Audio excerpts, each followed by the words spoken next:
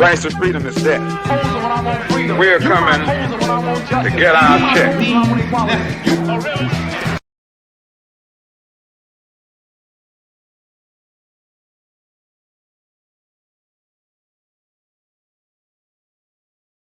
And sisters, we're back finally. Can I get an emoji if you guys can hear me? Okay, I'm assuming you guys can hear me. Let me go back to having things the way they were before. I don't know what happened. Like I said, I was on the way home, so I'm gonna let people come up in a second. I see people requesting to speak. Let me start over with the monologue for those who didn't hear it. But I'm going to continue with what I was saying. The importance of using the proper terms. I use racism as an example. Racism is a word that was watered down. Racism was a word that was made light of. People were saying racism, anybody can be racist. Telling a racist joke doesn't make you racist. How can you tell if somebody is racist? Black people can be racist.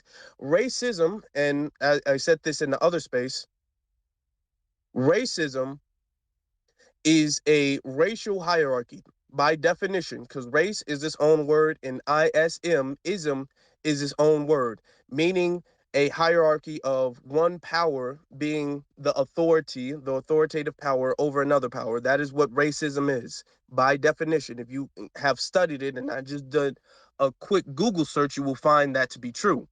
Now, what they have done is they've blurred the definition of racism into racism is just a concept that you have about another race. So feeling that you another race is ugly, that's racism. Not liking another race's food, that's racism. Preferring your own race's food, that's racism. Preferring dating your own people, that's racism. When they blur the terminology, it becomes ineffective to use against white supremacy. And we understand we live in a global system of white supremacy. That is why it is more effective to use the term white supremacy. Because with white supremacy, it is so clear cut and defined. There is no way to remix it. There's no way to change that around. There's no way to say there's reverse white supremacy or black supremacy or anything equivalent to white supremacy. That is an effective term to use, because the tricks that they were able to use to kind of water down the term racism and blur the definition of racism and create confusion with the term racism, you can't do that with white supremacy. And if we studied the works of Neely Fuller, like I was saying in the other space, he teaches us to use whatever term you use, try to make the most distinctive term, try to use the term that causes the least amount of confusion. Now, we could use the term racism. Black people go through racism every day, which is very much so true, but it's more distinctive and more clear cut to use black people are victims of white supremacy, because that cannot be remixed. That is not something up for interpretation. That is not something that that can be redefined. These are the importance of using proper terms. When we use terms like privilege by its definition means that it is a right or a benefit granted to you by society or by the authority.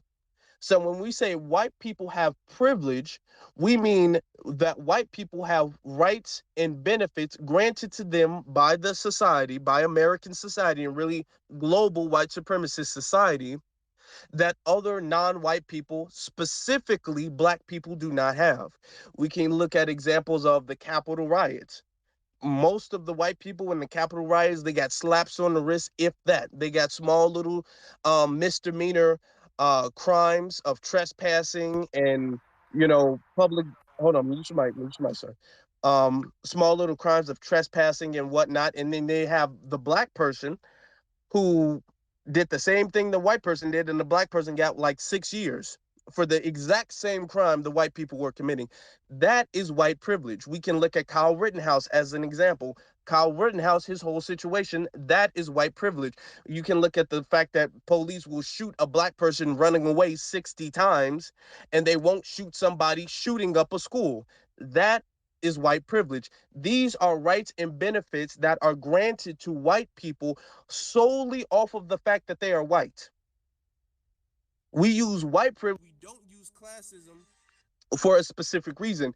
Although America does have a system of classism, because as we know, everybody in America is not on the same social or economic level, including white people. You have your trailer park trash white people, and then you have your rich 1%, 2% white people.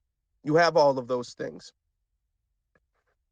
Um, can everybody hear me? Is everything clear? They're saying that it's going in and out, I can hear you fine. Okay. but we're on a stage, so we hear different than them. Um, I just encourage everybody to put it in the chat if you have a Yeah, let me problem. look at the chat room. The connection is janky. Connection is janky. Hold on. Let me hold on for a second, y'all.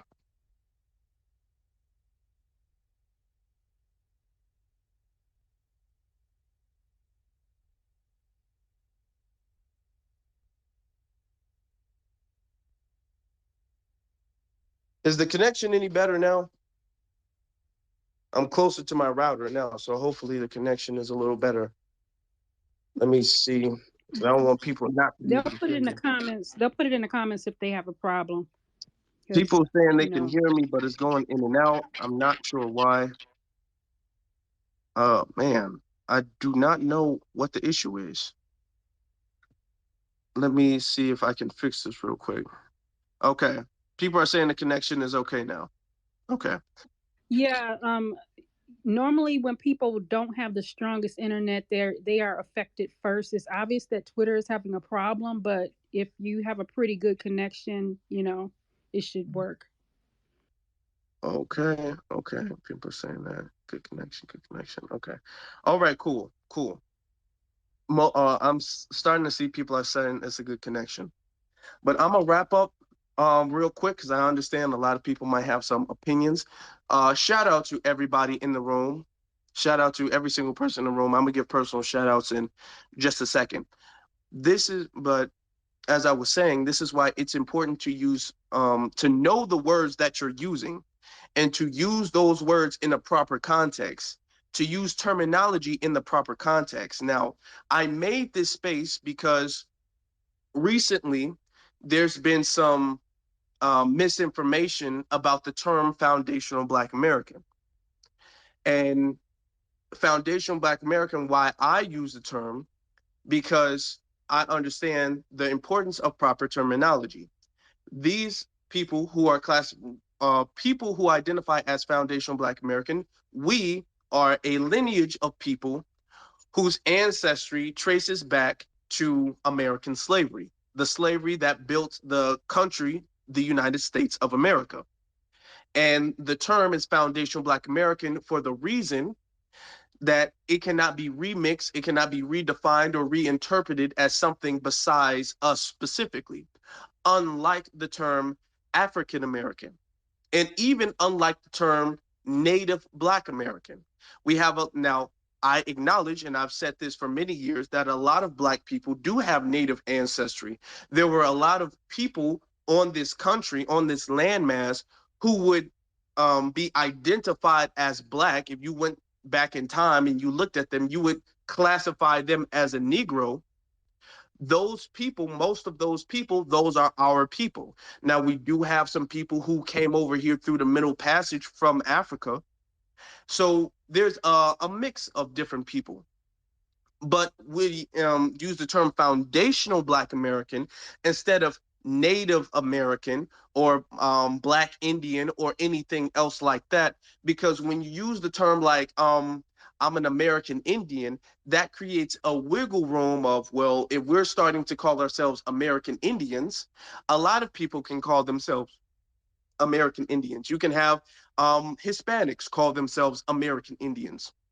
You can have now you have white people, even though we know that's not true.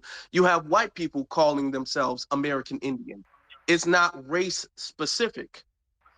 That's why we don't use the term American Indian. When we use the term Black Indian, even if we use the term Black Indian, that's not necessarily specific enough because you do have Black people who were brought here from the Middle Passage.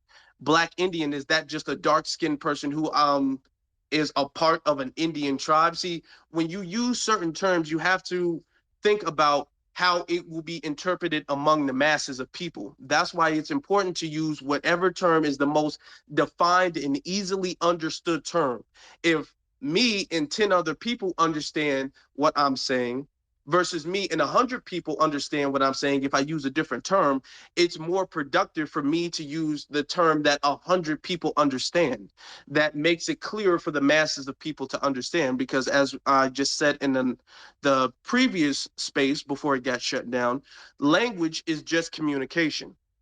And for us to use language effectively, we should be able to utilize our language and our diction and our vocabulary in the most effective way that reaches the masses of people with the most clarity and the least confusion. So any term that you use, you should always make sure that this is the most effective term to use for whatever I'm describing, whether that's racism, white supremacy, which is why we say white supremacy, or anti-black racism, whether that's privilege, which is white privilege. And I'm giving that because the term privilege can only really be used for white people. There is no black male privilege. That's why I'm saying this, because it's very important for us to understand what these words mean. That's why I'm using the term foundational Black American versus African American, even though a lot of these people that you have to mute your mic, even though a lot of these people that you consider foundational Black American years ago, they would have been classified as African American. But we understand now that foundational Black American is a more effective term to use than African American, for the reason being that many of us, a large percentage of us, did not actually come from Africa. Plus, you can have other people who do not classify for our lineage who would be classified as African American, like Jeff Bezos. Okay, you're leaving. Oh, wait, you were that troll, dude. You're that dude who keeps trolling me. I don't know. Yeah, you can leave if you want to. Shout out to everybody in the room. We have our co-host Nikki. Everybody go follow Nikki's page. We have our brother Beatzilla, Lioness Crown. We have Kid Gravity. We have the Black Nuremberg, JL, Rilla Perry, Ace Keeper, Phoenix. Be one to every single last one of you guys. We have King Law, Isla, I believe that's how you pronounce your name. Antoinette.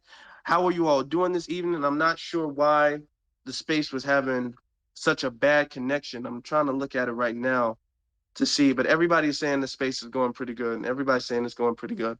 But this is why it is important for us to use that, because white supremacy, one of the most effective things that white supremacy can do to Black people, people who are classified as Black, is to confuse us. We have to understand words are powerful, because the words that you say, because it's all about language and sending messages to another person. So the words and messages to yourself, even. That's why it's important for you to speak positivity to yourself. The words that you use, if you don't use the proper terms, it can affect the way you think. Words affect the way you think and the way other people think.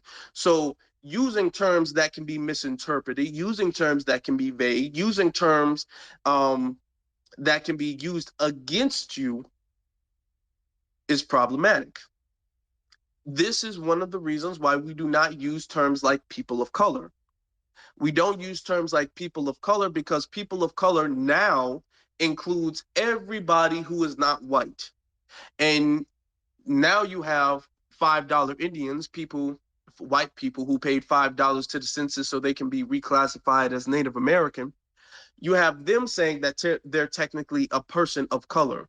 The reason we do not use terms like people of color, as our brother Dr. Clyde Anderson has explained to us throughout the years, is because those terms are too vague and can include other groups of people. And they have done so successfully. That's why, if you look at the data and the statistics and analysis, most of the people, most of the quote unquote people of color who benefit from programs like affirmative action or other quote unquote minority set asides and benefits are non-Black people who are non-white. And as a matter of fact, they've included white people, white women, as a quote unquote minority.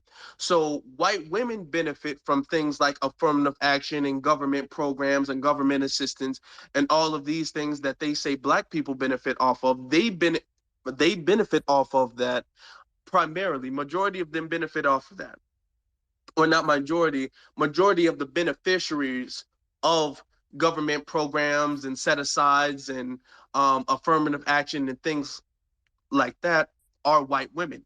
This is why it's very important for us to use distinctive terms when we're referring to ourselves. When we're referring to our lineage of people, we say things like foundational Black American.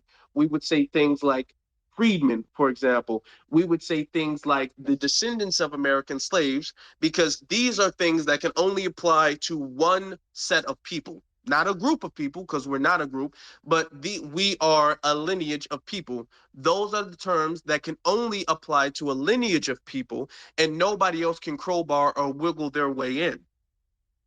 But when you use terms like minority, when you use terms like people of color or black and brown, those are terms that other groups of people outside of the lineage can wiggle their way in, and they can become a part, they can become beneficiaries of not our agenda, but beneficiaries of the things that are supposed to be benefiting us.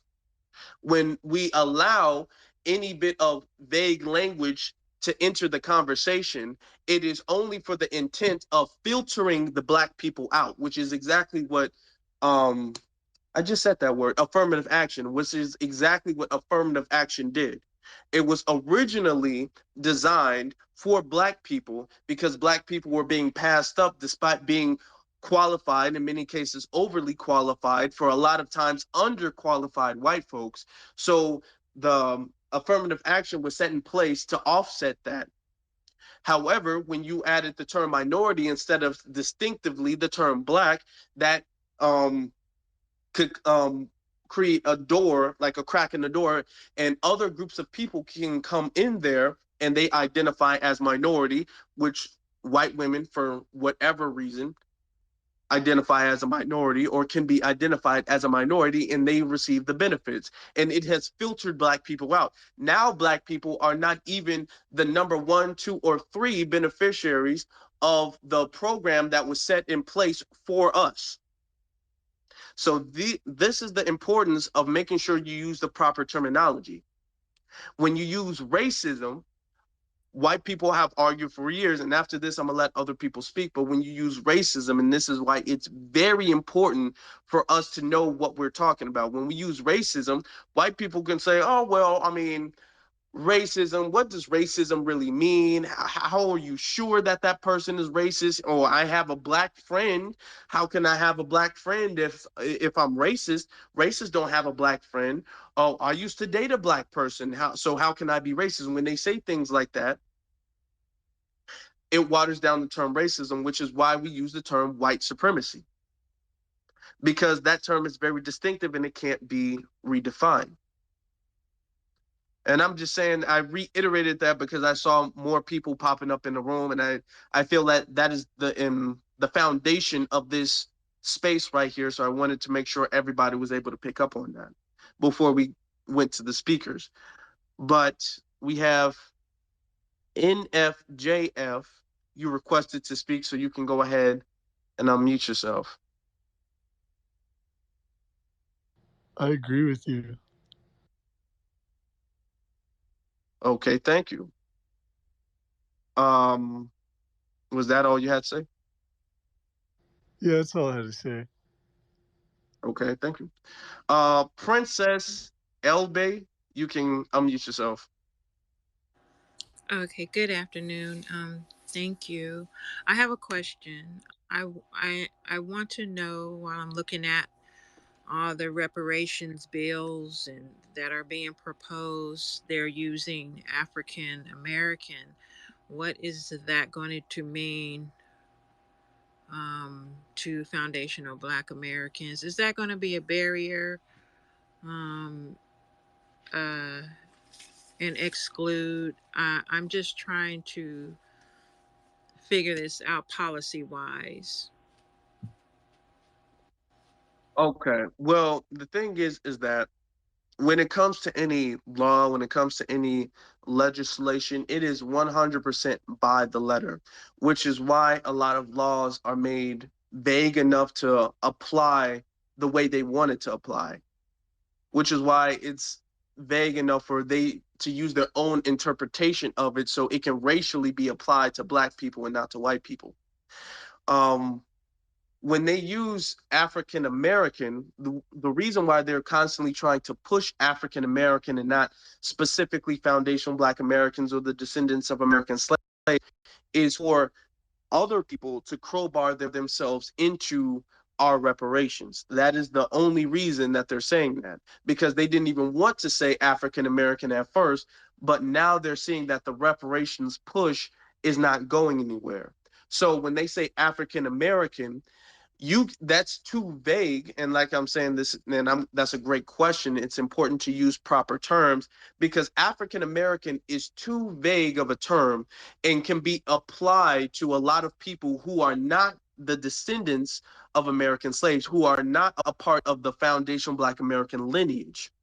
So you can have somebody who's Nigerian, second or third generation, be like, well, technically, I'm from Africa and I'm an American citizen. So you can argue that I'm an African American. You have people like Jeff Bezos, who argues that he's an African American. You can have a whole lot of other people who can say, well, what does it mean to be an African American? Who's an African American or not? That term is not solid enough, is not airtight enough to exclusively mean the lineage of people who are descendant of American slaves. That's why they're pushing that, because they know if they can get that in the letter, they can't deny other people from saying, well, technically, now all of a sudden I realize I'm an African American. Then you'll have Hispanics who say, well, I have a black great great grandmother, so I'm an African American now too. So when you use specific terms that are vague enough, and Dr. Clyde Anderson brings this up often, when you use other terms, it creates a door, it cracks the door open for other groups of people to come in. So it's very problematic when we see legislation that's supposed to be for us but says African American. Yes, and that is my issue. I work on policy, and I'm part of the California Task Force for Reparation. And I have raised my voice and said that how are we going to make sure that other people aren't crowbarring themselves into the benefit uh, designed for us because of the terminology that's being used. And so I totally agree, and I would like for more people to become a part of the task force so that our voices can be elevated, because they're going to get stuck on that. And if we're having this conversation on Twitter, it's going to be a conversation. And if we're not in the room, they'll make a weak bill. Believe me when I tell you, the Oregon bill for reparations that they got is a very weak bill. And they're saying that you have to uh, register before December 31st of this year to um, to be uh, to be to benefit from it. So I just want to alert everyone, family, that these policies, we have to get on these task force because they're going to make weak policies, and we can't allow that. We work too hard, you know, what I'm saying. So I'll Yeah. let. Thank And thank you for that. And see, this is a part of us actually taking power. We're not asking for a deal. We're not asking for them to do anything for us. We're telling them, we're coming to them with the agenda in hand, with our reparations agenda in hand, and we're saying, okay, this is what we demand for reparations, and we're not accepting anything else. And I'm very thankful that you're a part of the California task force and that you're actually being on code, because what has happened in the past too often is that we've allowed other people to speak on our behalves who do not have the best interest in for us in their heart. And when they do that, they create small little avenues for other groups of people to come in or for us to be harmed. So it's very important before the pen is signed onto the law or the bill or whatever the case may be, that we on Code Black people, on Code Foundationals, we're looking at the law and we're scanning through every single word and we're saying, okay, that's good, but you have to get rid of that. There's no people of color. All people of color, get rid of that. All African Americans, get rid of that. The Africans, nope, they're not a part of this, get rid of that. These non FBAs, you have to get rid of that. All of these things, you have to get rid of that. It's very important for us to be proactive instead of reactive, because we don't want the reparations bill to be passed and then they start handing out the checks, and then next thing you know, now we're in uproar about who's getting the checks, because we don't want them to get the checks. We're being proactive and we're saying, hey, before you even sign anything, I want it to be abundantly clear that we are not accepting anything that includes anybody else. If it includes a single person that is not FBA, then it's not FBA reparations. There are no exceptions to that whatsoever. There are no exceptions at all. So this is a part of us taking power, and by taking power, you're being proactive. Power is proactive, it's not reactive. Oh, King, wait, Nikki, you raised your hand. Yeah, I just wanted to throw something in there to piggyback off of Princess. I feel like there's two things happening. I think we're working on changing, you know, the names that we are referred to as, to Black American, foundational Black American. Some people use freedmen. But there's two things going on. When you look at the paperwork, you know that people try to throw in people of color, or they try to say that, well, I too am a descendant of slaves. So we have to make sure that it's written in a way that is descendants of American slaves from chattel slavery, and people who can trace their lineage back to a certain time in the 1800s. So I think it's two things going on. I think that we have to be diligent about constantly reading through the wording, because they're going to keep trying to catch us up that way. And also we have to work on changing the way that changing it from us calling ourselves, well, we've been stopped on code people, we've been stopped calling ourselves African Americans, but we're still designated as African Americans, and that needs to change. So there's those two things that we have to work on. I agree with you though. oh, can I just add one thing real quick? I was in another room with, I'm gonna say they say they were only identified as Negroes and nothing else. I think it was Irie. Um, and they brought up a good point about the birth certificate, and that is another way that it is going to separate us from the tethers, actually, because if you look on your birth certificate, they were saying that it says your race or ethnicity on there. And so I looked on mine, it doesn't say mine, but it says that my father is a Negro. And that's the term that they use. I looked at my son's birth certificate. There is no race or ethnicity on there. He was born in 2003. So now I'm trying to figure out why that was taken off. Yeah, that is something that they're starting to do now. They're starting to take a birth certificate. They're starting to take the race off of birth certificates. So that's something that we need to be aware of. Birth certificates are not going to be the most effective way of finding out who's a foundational Black American and who's not. Plus, you can have other people like a third generation Haitian, a third generation Jamaican, a third generation Nigerian who might have Black on their birth certificate because that's their race.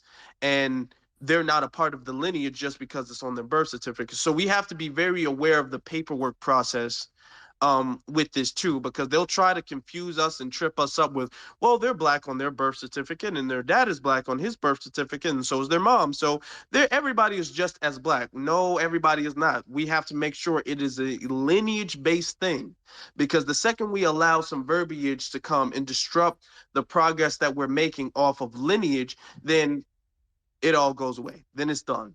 It's pretty much over. Then reparations for foundational Black Americans will just become a stimulus package. And then next thing you know, we'll get the short end of the stick when it comes to that. So it's very important that we are aware of all of the tactics that they're bringing up and that we're proactive in countering them. But I want to get to the other couple hands real quick. So King Law, you can go ahead. Yeah, I just had a question for Princess. She was talking about being on the task force. I believe it's for the reparation. My question is, how do other people get involved in their cities? Like, I know about these different things, just like with we just had the one here in Memphis talking about reparations, but I didn't know the first thing to do to get in there, or even if I wanted to get on a panel. And I think it was a low turnout for people here in Memphis. And I think the reason why is because a lot of us don't know what to do, what steps to take to even get on these task force or get our names, or like I don't even know the correct verbiage to use to be a part of these systems. So I like for to explain, tell me how we could do that. Um, and basically, it's a lot of networking. It's a lot of observation. When you see the names of the people on the flyers or the invitations, the email invitations, whatnot, go ahead and take those names down and try to find them on Twitter, follow them, uh, uh, and if you can, ask them how you join the task force. In California, we have a hub called the Community Coalition, and they're the ones that keep our community connected to policies that impact us, and we organize from there. I think the Urban League and the NAACP may be involved. Um, but it's just a lot of networking. I have to tell you that you just have to go after it, and get in contact with these people and ask them, how can I become part of developing this policy? And all of them have what you call public access. So they have a section during the session where the public can speak. The one in California, I pinned it to my Twitter, so you can go on there if you're from California, and you can join from there, and you can add your voice and your concerns there. And I hope I answer your question.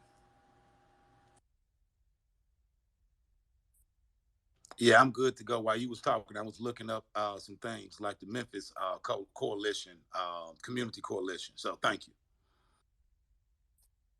Yeah, yes, sir. That's a good question. We need more brothers and sisters who are on code in these coalitions. I mean, not these coalitions, in these task force. Because what they'll do is they'll have a whole bunch of tethers. They'll have people who are not even black in their task force. And then they'll have a bunch of Democratic shields in the task force, and they'll say, well, you know what?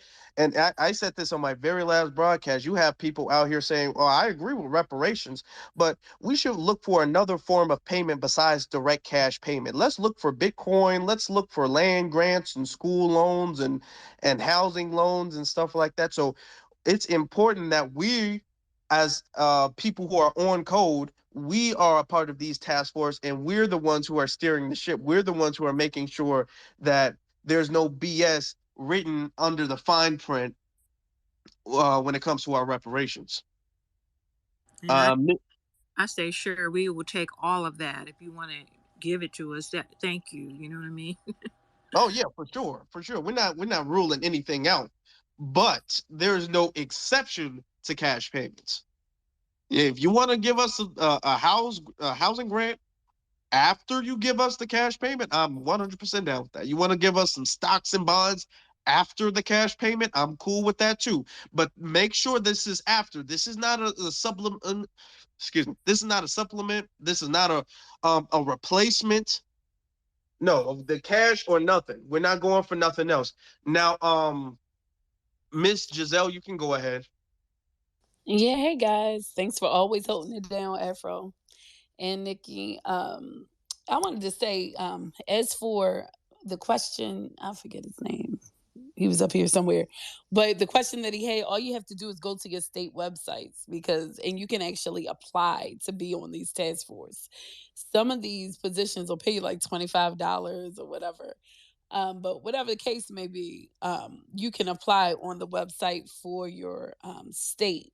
I think it's very important for all of us who are very knowledgeable, who are active and have a good rounded like understanding on this. It's time for us to hit the streets. We can talk amongst ourselves. It's the other people that we got to pull in. And I love what we do in these spaces because it's kind of like preparation for that.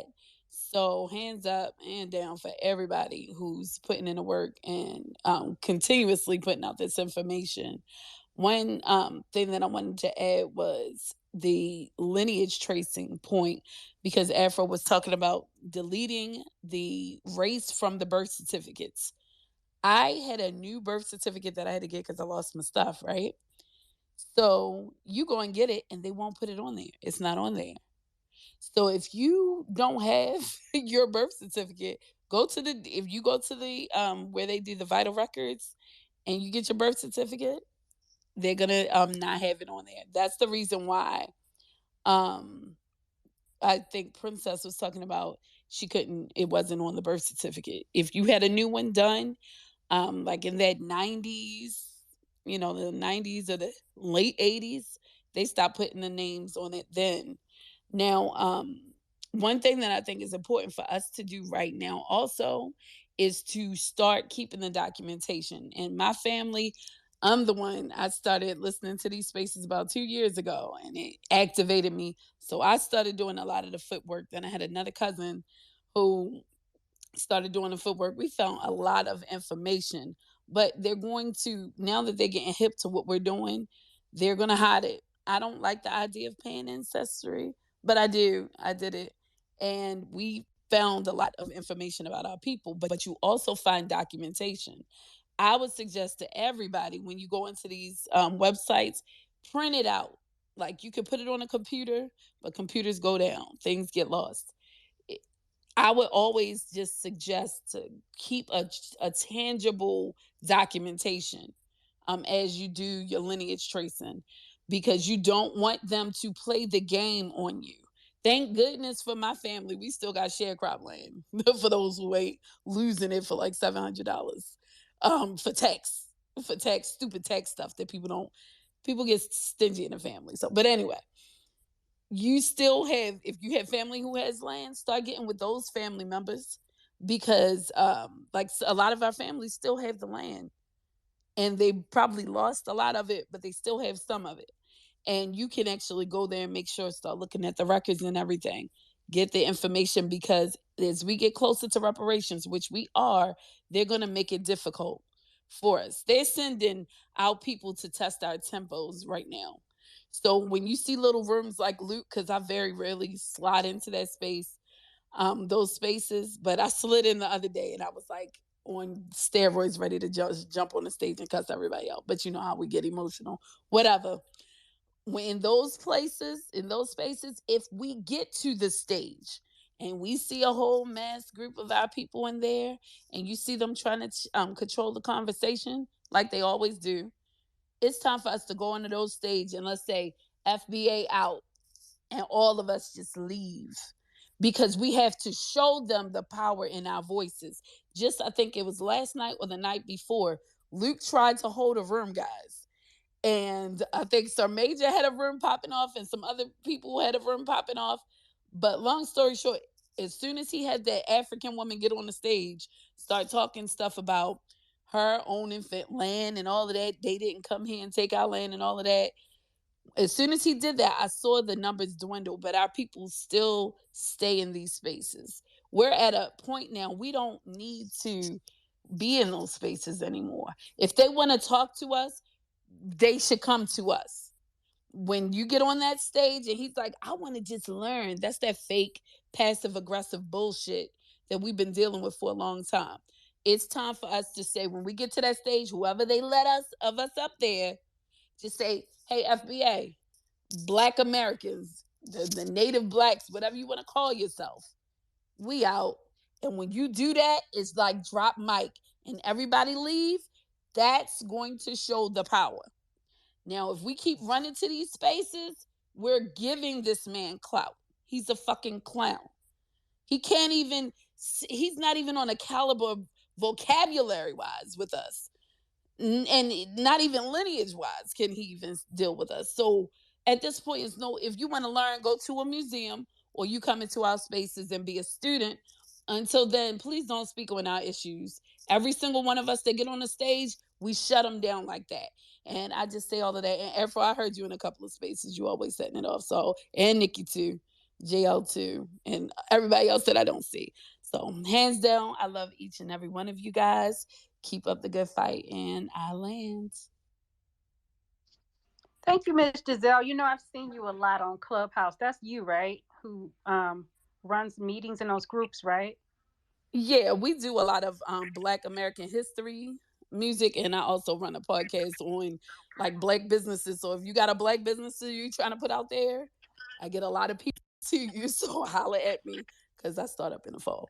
But yeah, not to be soliciting, but yeah, I'm trying to get Black businesses on because they try to overshadow our businesses too. But yup, Right. that's me. Right. Well, thank you for sharing. You are welcome. Yep, thank you for that. Let me touch on the first thing we were talking about as far as making sure you get tangible proof. Now, my family has did with two different family reunions, traced our list all the way back to slavery, once in 2017 and another time in 2018. So we already have like tangible records and things like, well, I'm speaking on my dad's side, but we already have tangible records and stuff like that. I've done it with my mother's side, but I don't necessarily have as solid proof as I do with my dad's side. But it's very important that you guys get that while you still can, because their argument is it's almost impossible to find out who could be a foundational Black American. I mean, that happened so long ago. And what they'll do is they'll make it difficult for you to be able to tell who's a who's a foundational Black American and who can tie their ancestry back to slavery. They're changing the birth certificates now. They're taking race off of the birth certificate. They'll make websites and things like ancestry.com. They'll make that more difficult for you to access accurate information and tangible information. So while you guys, and a lot of you guys have done so already, but while you guys still can, you guys should make sure you have like solid proof. If you want to save that on a hard drive, if you want to print that out on a piece of paper, that way nothing can happen to it. If you want to, make sure you have that on the ready. So that way, when it's time for us to say, okay, well, who is a foundational Black American? You can say, well, this is my proof, and it traces all the way back to the mid to early 1800s, and we were on this plantation with this property and this, this and this. So it's absolutely solidified who you are and where your people come from. Another thing too, you said about the spaces. I think it was last night or the night before. I was in I Luke's think it was space. last night. Okay. I was in his space for a little bit. The guy is a clown. The guy's a shield. The guy's an op who clearly was sent here. He sounds drunk. I've never been in a space where he really sounded sober to me. The guy sounds like that drunk uncle who nobody dislikes, but people know not to talk to him, because the second you let him talk, he's not used to attention, so he will just talk and link every single thing in the world to the one single conversation, and he'll have you going all over the place, and you'll not be able to understand anything he says. Like this dude, he'll pause and then he'll pick up in another sentence in another conversation. He'll just stop and then go on to another conversation. That's how Luke Afro. sounds. And to some, yeah. I think they're feeding him questions when he do that pause. I know what you're talking about, because I said that at first. I'm like, is he retarded? Like, what's going on? Like, what is he doing? Right? Like, what is he actually doing? Oh, so you've then, noticed it too. Yeah, The I think awkward they're pause feeding he'll him. make in the middle of a sentence, like somebody's cutting him off. He'll Like pause he's like somebody's reading. cutting him off, and they'll pick up someplace else. Yep, he's reading. And then if you notice, when we really start leaving, that's when all of a sudden they have technical difficulties and allegedly the room shuts down. Come on now. The fact is, you don't have the power, you don't have any clout. And they like, look, this ain't working. Ain't nobody paying attention. Let's try another day. Let's try another title that'll attract them again. We can get them again. And when you get them in this time, we'll say this and that. That's what's really happening. We just got to know when wars, we just got to act like the generals we are. And those who are the soldiers, just get in line when the generals speak, because we're gonna call the crap out. Facts. Exactly. When it comes to, first off, he's reaching us. He's trying to appeal to us. We're his target audience. I'm not sure which op sent him, but we're the people he's trying to reach. um what we need to do is, as you just said, sister, we need to be unreachable unless it's on our stage, on our turf, with our platforms. If Luke wants to come to us, he can come to us and have a conversation with us. We don't go to his spaces, because when you go to his spaces, and I have to, and I've spoken to his spaces before, he'll mute the mic. He'll say there are technical difficulties. He won't let you speak, and he's the one trying to appeal to us. He's the one coming to us to try to convince us to vote. I want you to understand, we're not going to other people's spaces and trying to convince them not to vote. We don't do that. We have our own spaces where we get together and we dialogue about the benefits, the pros and cons of voting, and we come to agreement on the fact that voting without any tangible benefit is ineffective and actually problematic to our people. So we don't do that. That is why we don't do that. But we don't go around trying to convince other people. We don't go in other people's spaces and say, this is why you shouldn't vote for the Democrats. This is why you shouldn't vote for the Republicans. This is why you shouldn't vote for green or whatever color they have. We don't do that. But Luke is coming and he's trying to sell us the benefit of voting for blue. So if he's trying to sell it to us, he needs to come to our turf, to our spaces, and have a conversation where we hold the mic. We're not going to him. Why were we going to him when he's the one trying to market the Democrats to us? It doesn't make any sense. And he's trying to position us, Afro, as a group. It's so important. If you are in those spaces and you get on those stages, they're going to use wordplay. Once they get to use that wordplay, we have to shut it down. On site, what do you mean group? So you mean to tell me my family who was kidnapped or whatever done to them, enslaved and abused, Jim Crows chopped down, beat down and suppressed in this country, oppressed in this country? Oh, Anytime, identify who we are. and before we get to the next couple speakers, anytime somebody tries to say foundational Black Americans are a group, and they like to use the fact that Tariq Nasheed coined the term and he trademarked the term as proof, like, oh, you see, it's a coined term by Tariq Nasheed, so he's the leader of the group.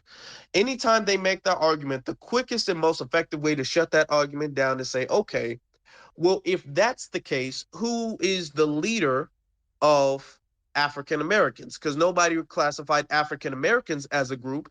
People identified African Americans as their own ethnicity. So at a certain point in time, African American wasn't being said, and then it was being said. So whoever coined the term African American, are they the leader of African Americans? And they would tell you no. So if there are no leaders of African Americans, then there are no leaders of foundational Black Americans, because we're the same people. We have just redefined ourselves. Tariq Nasheed didn't redefine us. Tariq Nasheed came up with the term, and we said, okay, we like that term, and we're going to redefine ourselves with that term. It's not like he is some type of grand master of us, and he was like, okay, from now on we will be deemed as foundational Black Americans, and then he's what hit the gavel and said, okay, you are all foundational Black Americans, and we said, yes, master, and changed our profile. That's not what we did. We are all equal in foundational Black Americans. There are no leaders. We all decided that that was the most airtight, effective term to use, and that's what we used. So if there are no leaders of African Americans, then there are no leaders of Black Americans, then there are no leaders of foundational Black Americans. So that's the quickest way. And trust me, I've had that argument more than enough times to to tell you guys for a fact that's the quickest way of shutting that argument down. Um, but let me get to a couple of the other speakers. Jay Winfield, you can go ahead, brother. And thank you, Miss Giselle, for that. That was very informative. Thank you for Princess as well, too. That was informative as well. Jay Winfield, you can go ahead. Then we'll go to Elijah. Hey, what's going on, Afro? Yeah, I just want to piggyback with what you said with the whole, FBA being a group, like, and, people trying to make it a hate group. How can you make a lineage a hate group? That's like saying, making 44 million, Black Americans, a hate group, which is not possible. There's nobody who's, who's the center, who's the leader of a lineage. Tariq said that, multiple times and whatnot. Also with the, terminology, I feel like it's important to, when you use words, to understand the definitions and meanings, because, I start to see that a lot on Twitter, especially on Twitter, where people just try to twist words and say things such as, there's no such thing as race, and Black is an ethnicity and not a race, and the only race is I'm glad you brought that up because I wanted to touch on that, but keep going. Yeah, and keep going. I'm glad you brought that up. And like when people say, when they get the same stupid stuff like that, I'm just like, okay, well, where do you see it out on the census report? Or where do you see, when you fill out a job application, a credit card application, where do you see that? Well, you could check Negroid, you can check Caucasoid, Mongoloid, like, where do you see that? Obviously, that's not a race. Race is Black, white, Asian, Hispanic, this, that, and the third. But yeah, I constantly keep trying to tell people this over and over, and it's just like, I just, get done with it. But yeah, that's all I had to say. Okay, yeah. Thank you for that, because that is something that I wanted to touch on. Let me touch on race is a social construct, so it's not a race. Or Black is a social construct, I'm sorry. So it's not a race. So therefore, just because it's a social construct means that it doesn't exist. That's not the way things work. The world does not work that way. Black is a race. You can't make an argument that Black isn't a race. These people, and I'm not sure who they are, but I'm pretty sure if I took a wild guess, I can imagine who they might be.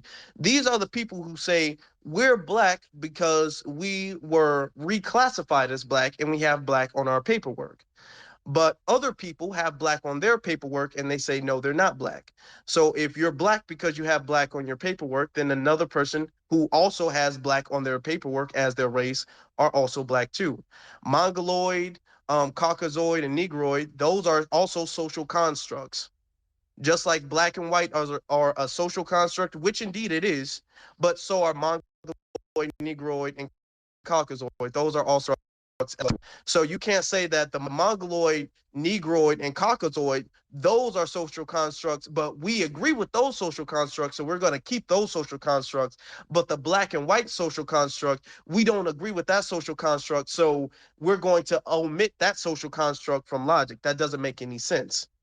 People who are classified as Black, because race is just really a classification based off of your biology and your phenotype. So since race is a classification based off of your biology and your phenotype, that we did not give ourselves. That's very important because we didn't say we're Black people. That was something that was told to us. We were given that classification by white supremacy. So if the same white supremacy that gave us as foundationals that classification, if they gave it to Haitians, if they gave it to Jamaicans, Nigerians, other people from Africa, if they have given us all that classification, then we're all that classification. You can't gatekeep something that you did not give yourself, which is why it's important for us to use terms that we have given ourselves, because these are things that we have power and control.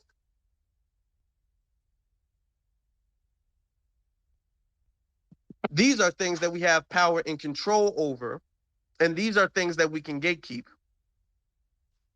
So I'm glad you brought that up. When you people, and these people who use semantics and they think too deeply into it. Is race a social construct? Yes, race is a social construct. I'm not going to say it's not a social construct. Time is also a social construct. You can argue race doesn't exist, but if you argue race doesn't exist because it's a social construct, you would also have to argue that time doesn't exist because it's a social construct. And it's completely illogical that time doesn't exist because it's a social construct. Just because certain things are social constructs doesn't mean that they don't have any foundation and they don't have any logic behind it. There's logic behind it. Okay. We live in a world that is governed by a racial hierarchy. And these people who control the racial hierarchy have put classifications, racial classifications, on every human being in the world. You are either white, black, Asian, Native American. They do have other, but those are barely ever or rarely ever used. And that's pretty much it. Those are the racial classifications that have been given by white supremacy, who controls all of the classifications in the world. So it is illogical to make an argument otherwise. It's illogical, and I know I'm going on long. Elijah, you can pick up right after me, but it's illogical to say that other Negro people, other people who are classified as Negro, are not black people. Black is a race. There's a difference between race, ethnicity, and nationality. We identify as foundational Black Americans because that is our lineage that is tied to slavery, but we know that is under the umbrella of Black because Black is a race that applies to a lot of other people who do not have our ethnicity. So, just a little common sense can clear up a lot of things. Elijah, you can go ahead. Thank you for that, Afro. B1. No, B1. Thank you. Black first, brother. Elijah, you can go ahead. Hey, shout out to Afro Elite for this space.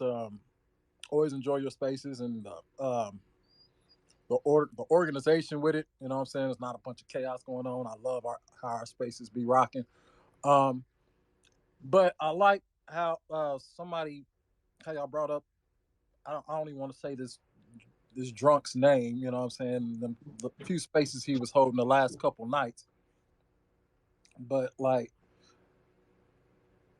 obviously he is a shield. You know, I knew I wasn't the only one to think that, and I had my hand raised, but I don't know if it was like Saturday or Sunday.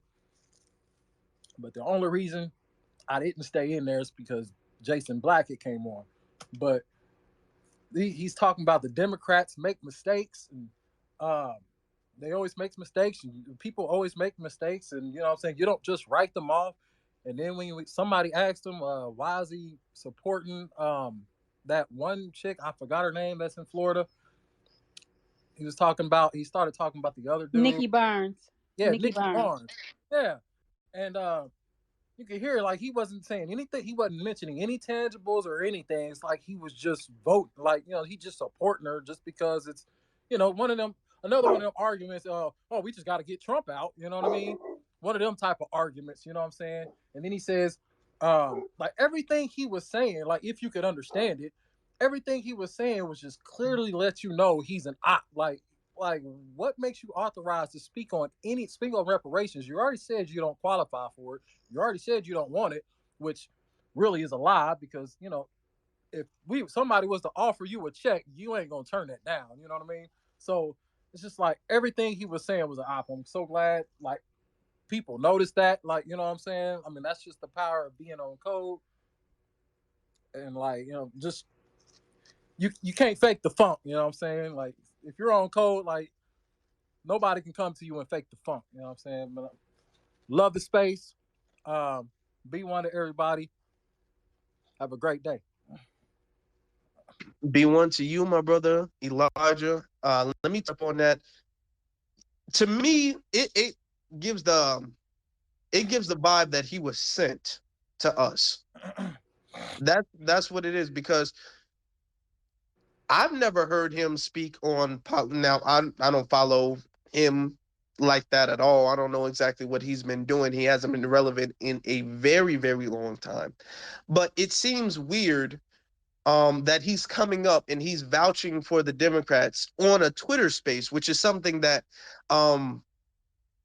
the dominant society knows that we utilize to convey information and to have dialogue. So he's coming there on a Twitter space and he's advocating for the Democrats all of a sudden out of the blue, and he's talking on reparations, and he's never done that before. He does not qualify for reparations, and to him he says he doesn't want it, and he's trying to get us, he's trying to use his, I guess, celebrity credibility to vouch for the Democrats. And let me speak on that real quick. When it comes to celebrities, I was having this conversation with somebody in my family not too long ago. She said that she feels I'm a little bit too hard on LeBron James because LeBron James is a basketball player.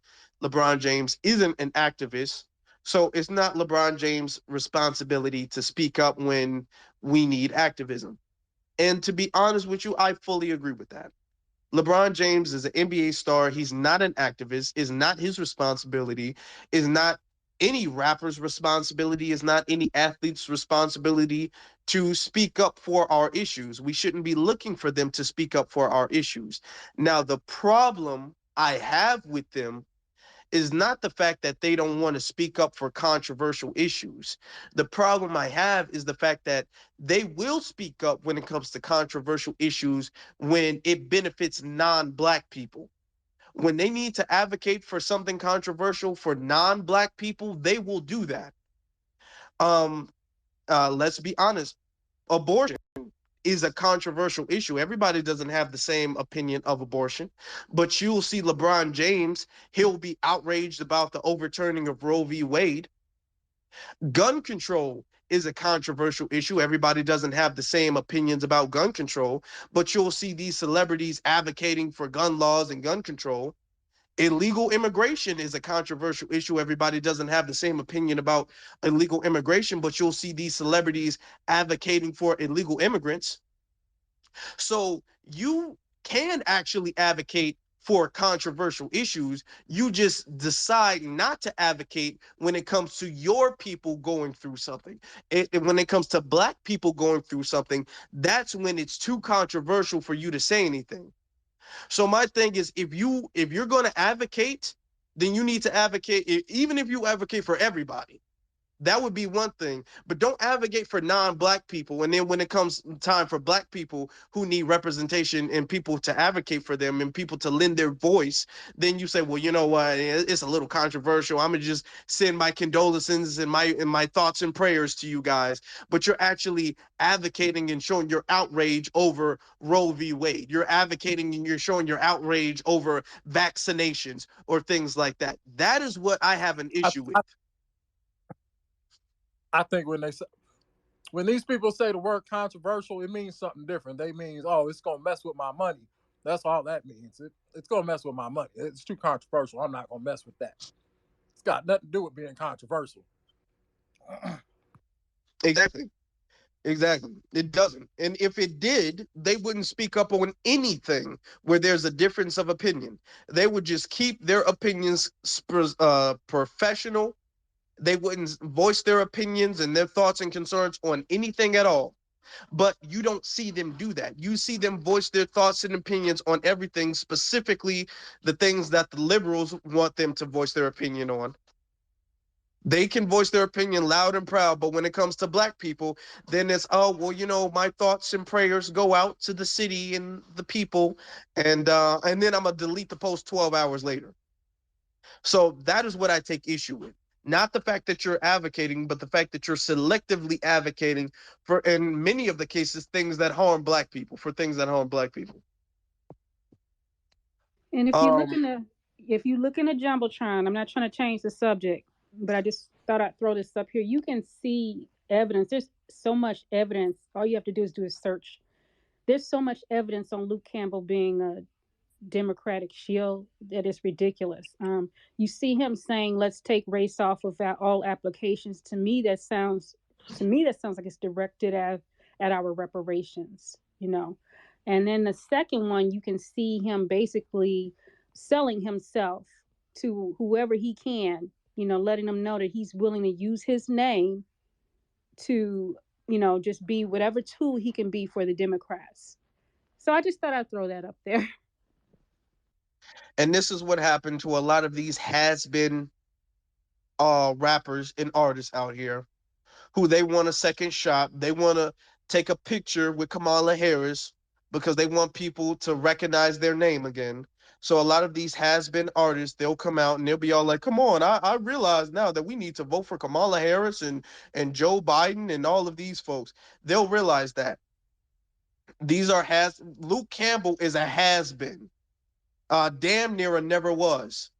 Nobody in the last 10 years, when have you heard of Luke Campbell up until recently? You've only heard of Luke Campbell, and it's not because of his work, it's not because of his music, it's because of the anti-black agenda that he's trying to push on our society.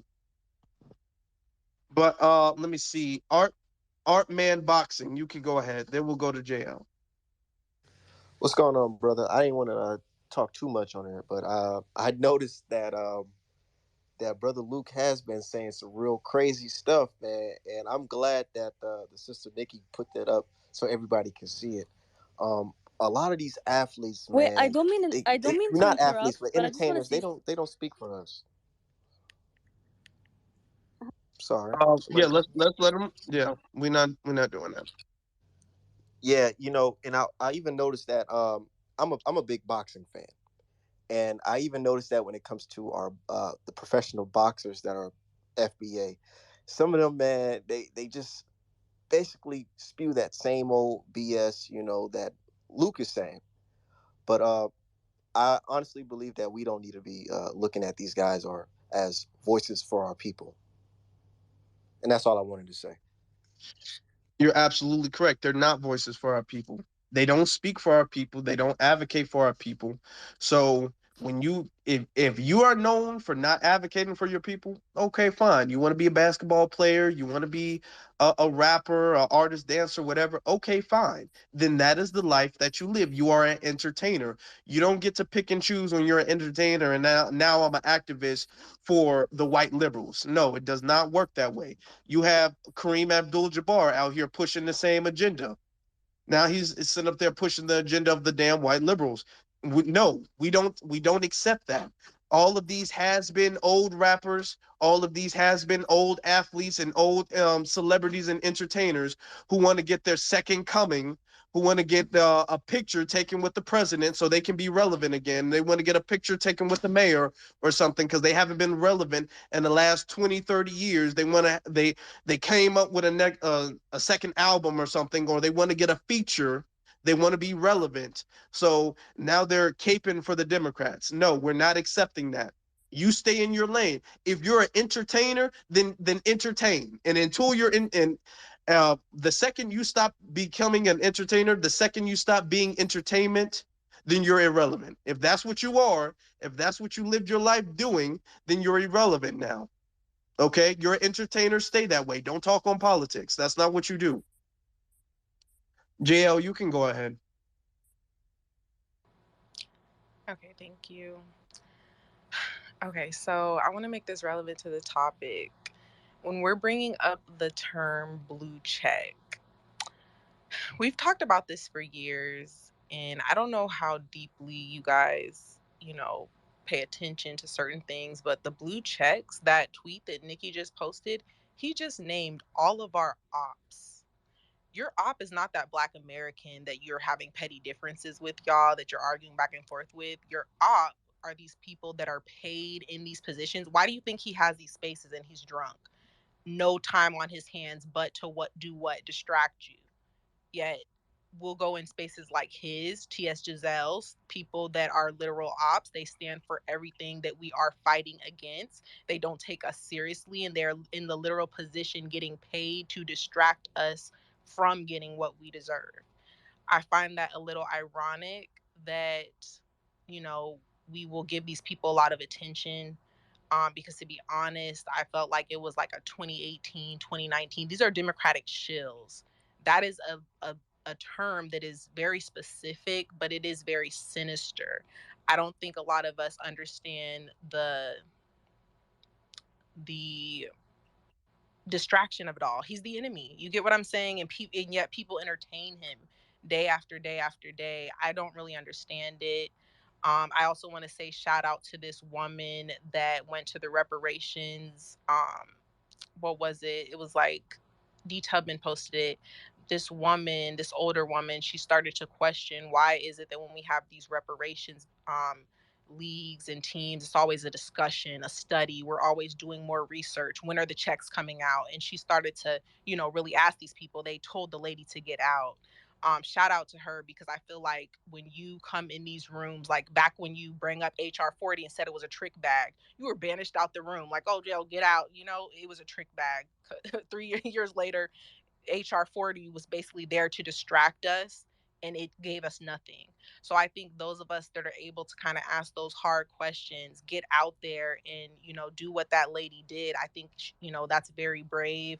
I think we do have to question African American. We have to be skeptical. We have to be able to question, and we have to also be able to stop letting real distractors distract us and take us away from the time, the efforts, the building that we could be doing. And I'll end there.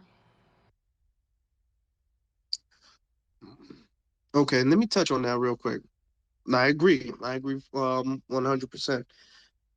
When it comes to people like Luke, and that's why when I made that post from Lion's Crown, when I voted on that poll, and then I had reposted it, I used the hashtag "Who sent you?" because it seems as if all evidence points to the fact that he was sent here.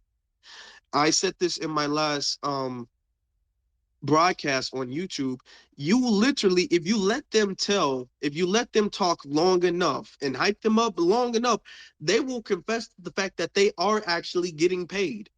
There was one Nigerian woman who said that she got awards from the NAACP and that she got paid for writing, I guess, a thought piece or an article, or I don't remember exactly what she wrote, but what she wrote was against us getting reparations. She was on stage and she said, "Yeah, I get multiple awards from the NAACP, and I actually got money for writing this against reparations." So we have to understand that some of these people are not just, oh, I'm just loyal to the Democrats because I just believe that Donald Trump is just the worst person to have ever walked the face of the earth and Joe Biden is a superhero.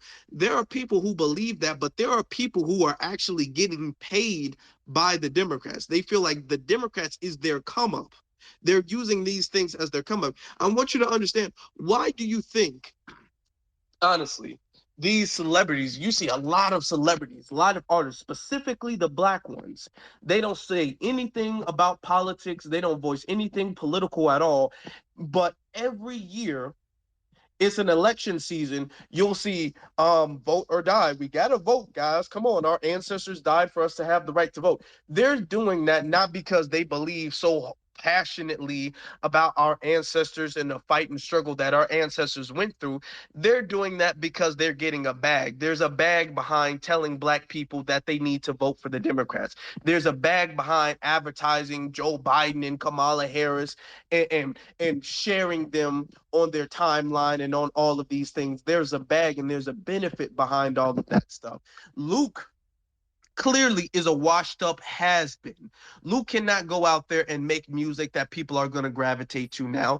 Luke's money, Luke probably, which a lot of artists, especially back during that time, a lot of artists blew their money. Luke probably doesn't live the luxurious life that he would try to portray, that he wants to have. So Luke is desperate for money at this point. Luke is clearly a drunk. He's not articulate at all. He's not well read at all. He's not he doesn't even host good Twitter spaces. They're not even very engaging Twitter spaces that he hosts. Luke is doing this because he needs a second win. And the second win is through the Democrats. The Democrats will use old celebrities to push them out like, hey, Luke, hey, I can put you on a feature with Drake. You'll be on a Drake feature. But we need you to get them Negroes to vote again. So go ahead and do that. And now Luke brought his drunk ass onto Twitter spaces talking about Roland Martin and Kamala Harris. So these people are ops. As far as T.S. Giselle, I blocked both of his accounts a while ago, months and months ago. He has not been funny to me for the longest time at all.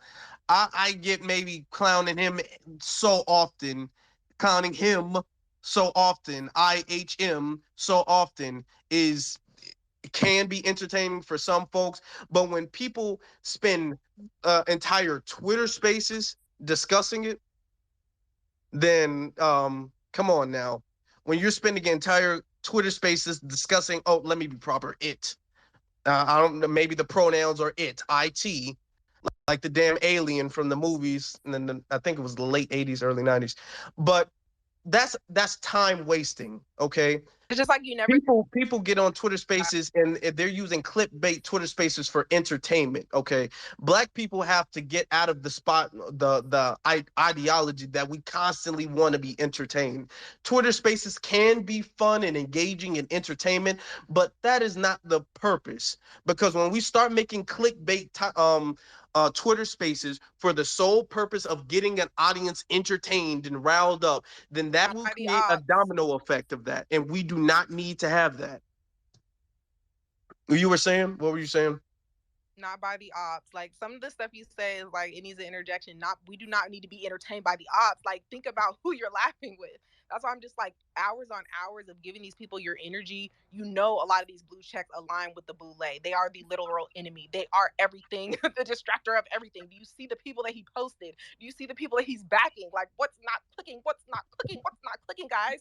We got to wake up. And this is the thing. It's like you can be hush hush. You can be subtle. That's why I said shout out to the older woman who she went in the thing and she was like, why are we having discussions? Why are we having studies? Bitch, cut the check. Like, what is going on? Why are we like this? Like, you know what I mean? Like, but if you come in and you just kind of try to get to the error quick and fast, because guess what? There's going to be trick bags. There's going to be more deception, guys. We're not getting the checks overnight. I'm sorry. There's going to be more deception because these people know who we are. They're trying to align with us. They're trying to tether that movie that was about us. Wake up, smell the coffee. Yeah, we're getting actual tricked and people are falling for it. And we're calling people that have been working on this based over petty differences. Oh, you're doing this. You're stopping reparations for them. That no, you're actually laughing with the enemy. For hours, you're laughing. And these people, they're not really joking because they align with some powerful people, even though they might be the outer shell. They might seem like jokes. No, they're getting paid behind that shit. I think that our sister, Miss Giselle, who's sitting in the listeners section, I just don't want anybody to say I'm talking about TS Giselle. I want to make it very clear I'm talking about Miss Giselle, somebody who I respect.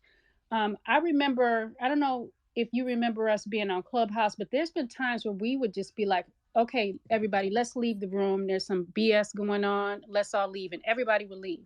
Now, she just said, let's say FBA leave. But something tells me that you're going to have a lot of people who say, well, oh, I just want to hear what he has to say. I'm wondering if we just need to start blocking people who aren't going to stay on code and cooperate and do the same thing, because what we could do is just open up a space, a counter space, and put his name in it, and our people will run over there to that space, and then we'll talk about why it's important for us to not be in his space. Come on, strategy. And that's what we need. Thank you, Nikki. Yeah, so I'm just thinking that, we have to make sure that we get everybody on code, and if they don't want to get on code, there has to be repercussions for people who don't want to follow suit. It is what it is. Now, what's going to happen is these people have built, first off, I 110,000% agree with that. I couldn't agree anymore. I just want to state that before I continue. But these people have built they're notorious for being anti-Black and trolls, and that creates a form of entertainment when it comes to going back and forth, which is what we need to stop engaging in. We need to stop engaging in the back and forth. I just want to hear what they have to say. No, you just kind of want to be entertained. You just kind of, for whatever reason, you feel like T.S. Giselle is funny. You feel like Luke with his bumbling drunk ass, you feel like Luke is kind of funny. So you want to be in those spaces because you feel like that's a little funny and that's kind of what the oh no, you're not speaking. I don't know who never mind. You just want to be entertained. We do not need a large group of people. Okay, we need a very focused group of people. We need a very powerful group of people. We need a very intelligent group of people. We don't need people who get distracted, who have the attention span of a squirrel. And if they see a joke by some type of trans dude, they're staying in the room. Or if they see a joke by some type of has-been drunk, they're staying in the room when they can leave the room and they know that being in the room gives these people their power. If we would not engage with Luke, Luke would have no say so at all. That's why Roland Martin doesn't host any of his spaces, because Roland Martin doesn't have any sway. Nobody's going to show up to his room. I was in for 1 second just because I thought somebody might go up there and, tell him off, and then I was going to leave. But what he's doing now is that he's not even allowing us to come up in his space. He will have his space all like for hours, and he won't allow anybody he knows is going to be against him up in his space, and we'll just be sitting there like, oh man, I just disagree. He'll keep us engaged with his mediocrity. He'll keep us engaged with his anti-blackness and his democratic shill agenda. We need to stop being engaged with that, whether you're engaged because, oh, I just disagree and I just want to curse them out and everything. Okay, well, curse them out in another space. And a lot of people, they are engaged because, oh, I'm disagreeing, but man, this is funny. It's funny as hell for him to say this, and you crack it up and you laughing about the stuff that he's saying, not knowing, or knowing, because it's not like it's a secret, but that you being in his space allows your audience, your followers, to see you in that space, and that allows people to come into that space due to you.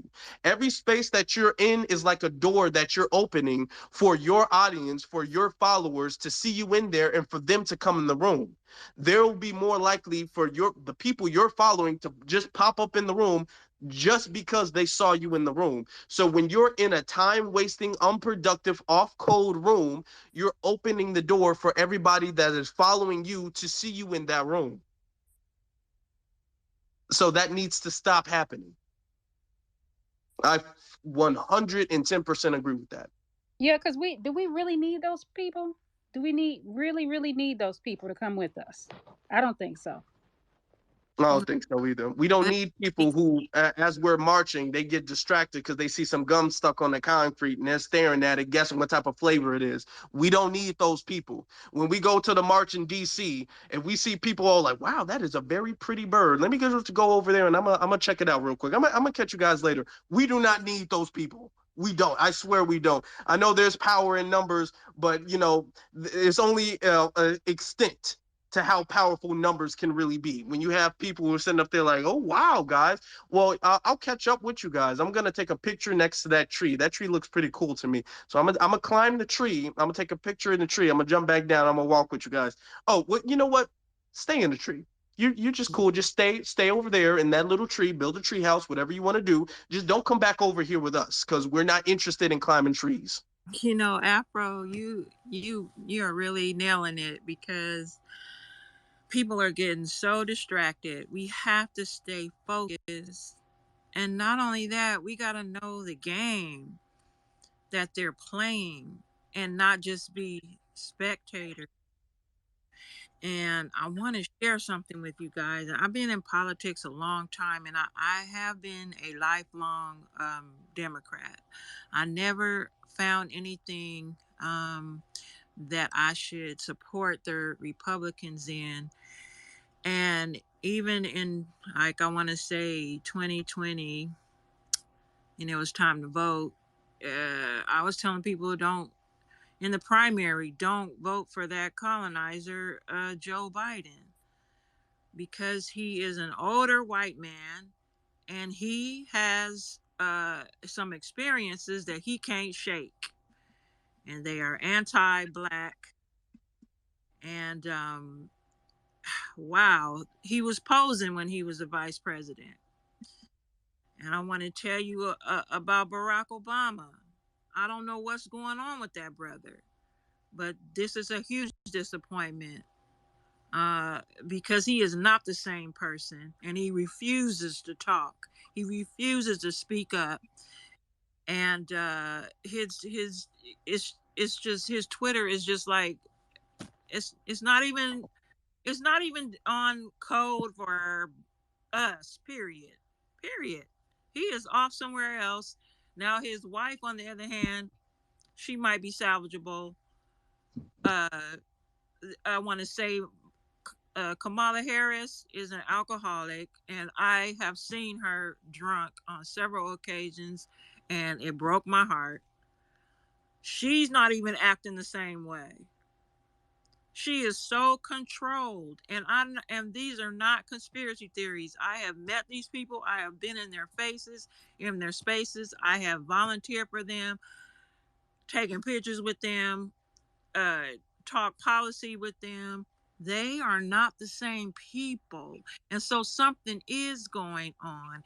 And another thing I do want to share with you guys, in 2008, when Barack Obama was running for president and all that kind of stuff in the primary, I became really involved with politics, like extremely involved. I wanted that brother to win because I felt like all these white people don't have the credentials he has. You know, I have my reasons. Okay. When I met him, he looked like he was out of it. Okay. And then he stepped up his game and started speaking on code. But what happened in Las Vegas, Nevada, which is called the south, what they call it, the west, they call it the south of the west, so they consider it a southern type of state, right? Well, the black folks there, when we were told what to do by Barack Obama and his team, we were on phone calls with him on a weekly basis. We were told to join their clubs and caucuses because that's where the decisions are made. And if you join the clubs and caucuses, you have a voice and you're able to vote for policy and stuff that they're going to promote and endorse, candidates, things of that nature. So we did that. We started our own caucus called the Black Caucus, Clark County Black Caucus. Fast forward, what happened was we joined in so many big numbers that we started to control their caucuses and their committees. Because we're well spoken, we knew what we were talking about, and Nevada, Las Vegas, or Las Vegas, Nevada, and Clark County actually has gone on a run since 2008 with a lot of black elected um, officials. What they Hey, got, Princess, real quick, because we have somebody who hasn't spoken yet. So if you could, like, you know, right? kind of, I land want. your plane briefly, Okay, let or, me. or put a pin in it so we can Sure, get to some of the other speakers. I hear you. I appreciate you. And let me just say this. I'm saying all that to say we got involved in a way where we absolutely took over. It can happen. That's all I'm saying. But it takes focus and strategy. And I know the answers. I do. I know what's going on. So thank you. Exactly. Focus.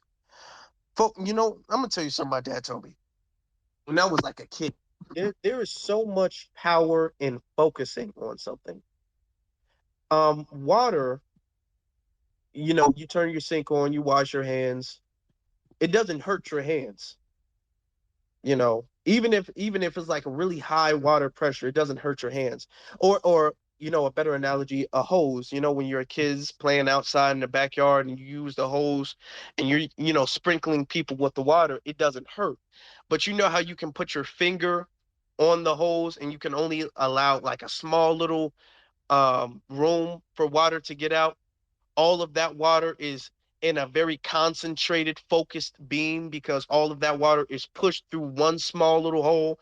And that when you hit somebody with it, it actually does cause pain. Water can be something where it can wash over something, or if it's focused enough, it can cut through things.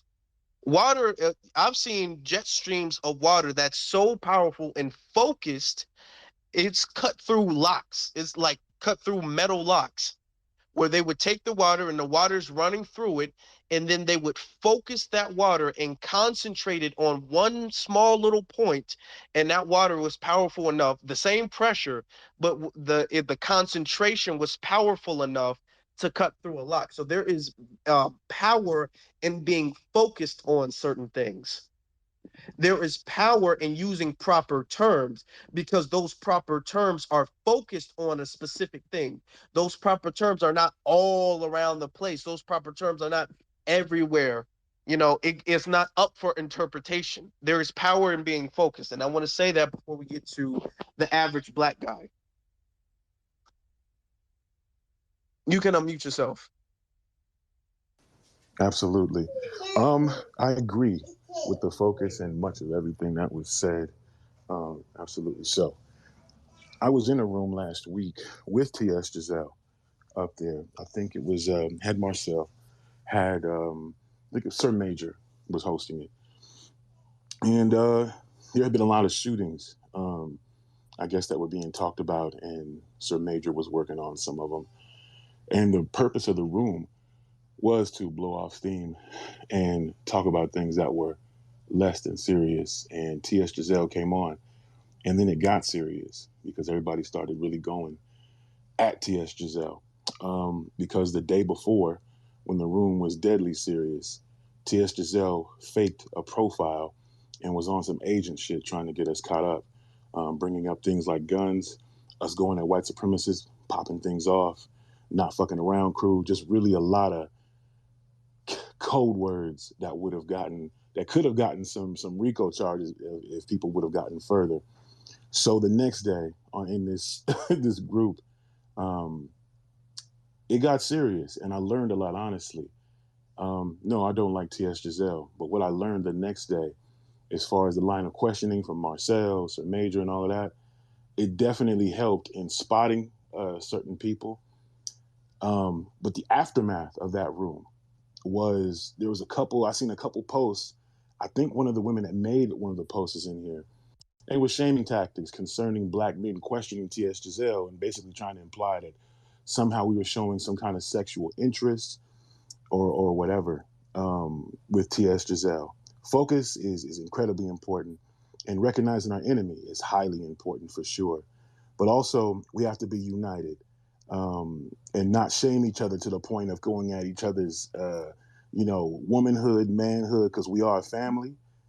And staying on code is about that too. Because I believe you're talking about my tweet, and if you actually go to the comments of the tweet, I don't know if I'm talking about your tweet or not.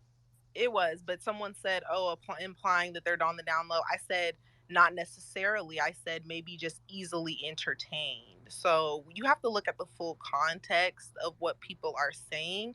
If you feel like that's a direct shot, that might be, questionable directly, that you feel that's a direct shot. That might be an internal thing, because again, that's not what it was implied. I said people spend too much time on T.S. Giselle, and that is what I meant. Well, I don't know if it was your tweet or not. So internally, and the veiled remark is, I'm married, man. So and to a black woman, love black women, and don't go at black women, and don't want to diminish black women ever. Like I said, we're a family. Your response might be indicative of something internal, some kind of bitterness, maybe. I don't know, but let's not go in any way veiled, roundabout, directly, or anything concerning each other. We can have small disagreements, but we don't have to highlight half of our entire race or whatever because of that. So that's all I'm saying. And we were just talking about the power of being focused and distinctive. So can you give an example of what you're referring to? Because I'm not sure if you're referring to anybody specifically or if you're referring to something in general. So can you give an example of what you're referring to? Well, hell, I think she kind of gave an example too. Veiled attacks, but even with the direct tweet, one of the tweets was saying, I think one of the tweets was, I think those black men who were talking to T.S. Giselle were customers. There was one tweet that was like that. So that's a direct implication that somebody has a sexual interest in T.S. Giselle or anybody because, they were questioning them about being an agent. Because another thing I noticed too is that people who were there weren't there. It was like, oh, I left after 2 minutes. It's like, so you missed where his ass was getting lit up for being off code and trying to get us caught up in some bullshit. And then, of course, being dismissed after that. Marcel did probably the best job of doing so.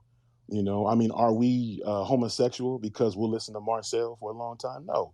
Marcel is for the people. Marcel is for reparations and gets the language right and is incredibly focused. And Okay, Marcel, is T.S. Giselle for the people? nobody's saying that. Nobody's mistaking that. But Marcel was talking to T.S. Giselle and exposing some of the stuff you're exposing, but in a more direct manner. And it was beneficial to those who seen it. You could see the ops, how to deal with the ops, and I learned something. Now I understand being focused, not disagreeing there, you know, but yeah, that room, that particular day was for that specific purpose. And, you know, an occasional joke in a very serious room, I hope that that's not seen as being unfocused, because then we're talking about a lot of people, Tariq, and a lot of people who, you know, a lot of us really respect. Well, nobody is saying I make jokes. You know, this is cool to make a joke about a situation or a joke about something or even someone.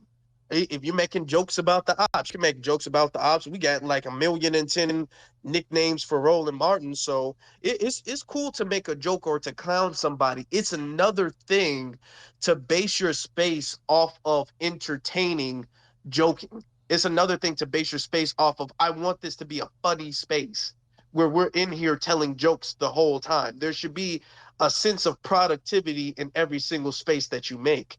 When it comes, and this is my opinion, when it comes to T.S. Giselle, T.S. Giselle is a very well-known troll. There's nobody who takes T.S. Giselle serious at all. So the fact that people are really engaging in long conversations with T.S. Giselle in the form of, or in the effort to debunk his arguments or to show how to handle. Everybody knows T.S. Giselle doesn't come in with any good faith at all.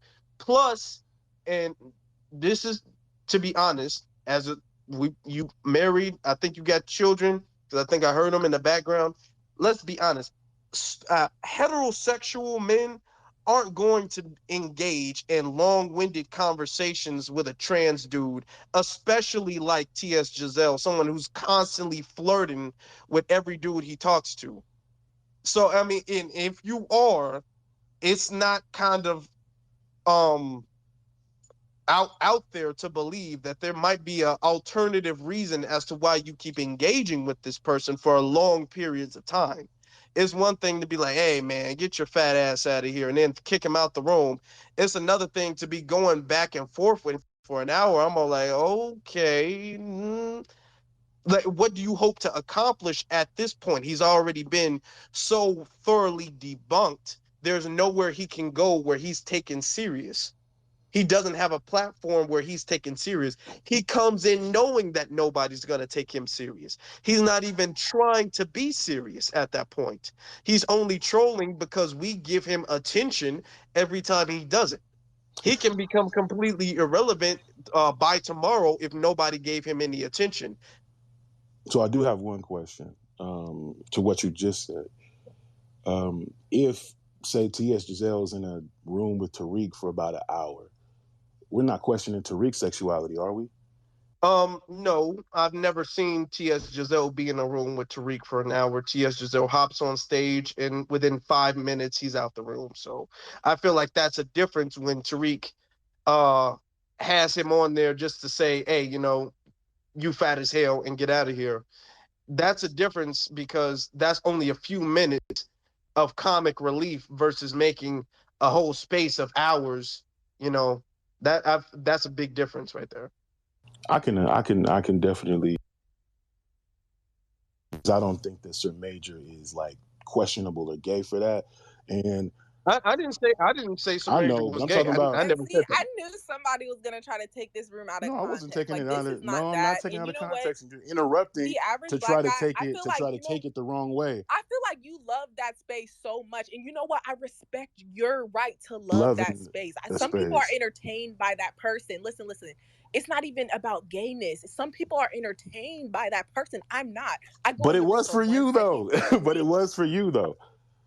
It was for Blink you. and I Listen, leave. listen. I'm gonna just say Blink this. and I'll I say leave this. because it doesn't entertain me. We're not about to do that. We're not about to do that. Um, I don't know why you feel the black guy. You feel like there was some type of productivity in that space. I seen that space. I was in a couple times. I got in and immediately left because I didn't want my ears to burn off.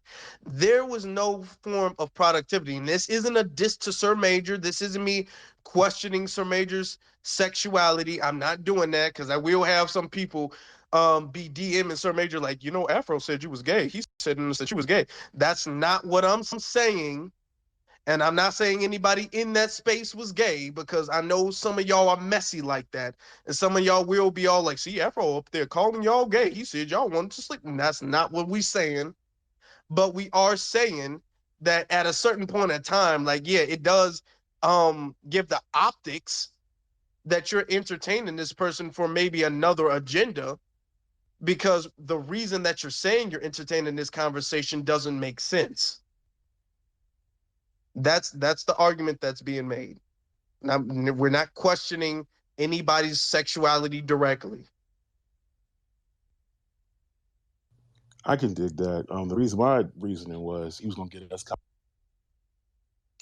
and the room just dropped the day before when we was talking about some serious shit. So I had a direct problem with him trying to get us caught up. So that was my own particular reason. But as far as Sir Major going on and on, I was just saying I don't think that he has anything questionable about him, because we are making a few veiled comments and remarks. And to be honest, we're all men, and this isn't something that a man would just take sitting down in person. So I try not to say that. I try Okay, not to what go was and even said? say that or whatever.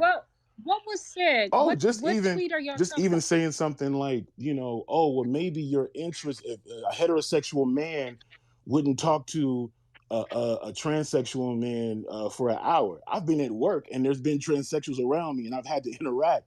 Wait, can you post the tweet you're talking about? Because I'm not that gonna would go be look up interesting. the trash, and I'm not. And you may have had a tweet, JL, but I it was trash, and it was the typical veiled, knocks on a black man's manhood that I'm used to, the toxicity. First of all the Okay. I'm going to let JL comment on that since you directed that at her, and then we'll move on because we have other people who haven't spoken yet. So it's funny, when he first started the conversation, y'all, I thought he was talking about my tweet. I said, my tweet specifically said something like, we spend too much time on TS Giselle and I don't find her entertaining, something along those lines.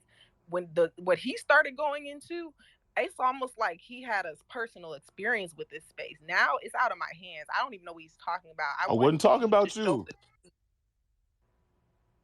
Okay, then Confused. yeah, you keep talking about a lot of different tweets. I just okay. Now, before we move on to Black Empower, how you doing? Before we move on to Black Empower, I was just talking about the power of being focused and distinctive in what we're saying. I asked him specifically, and I let him say what he had to say as an example. This is what happens when you're not being specific. If he had a specific issue with something somebody here had said about that space, about TS Giselle, or about Sir Major, you can come up and say, well, Afro, you said this. JL, you said this. Nikki, you said this. You could have said that, Don't no, but yet you're I'm being, not in well, this. yeah, not Nikki. I just, Yeah, I'm not in okay, yeah, this. because Nikki didn't say nothing.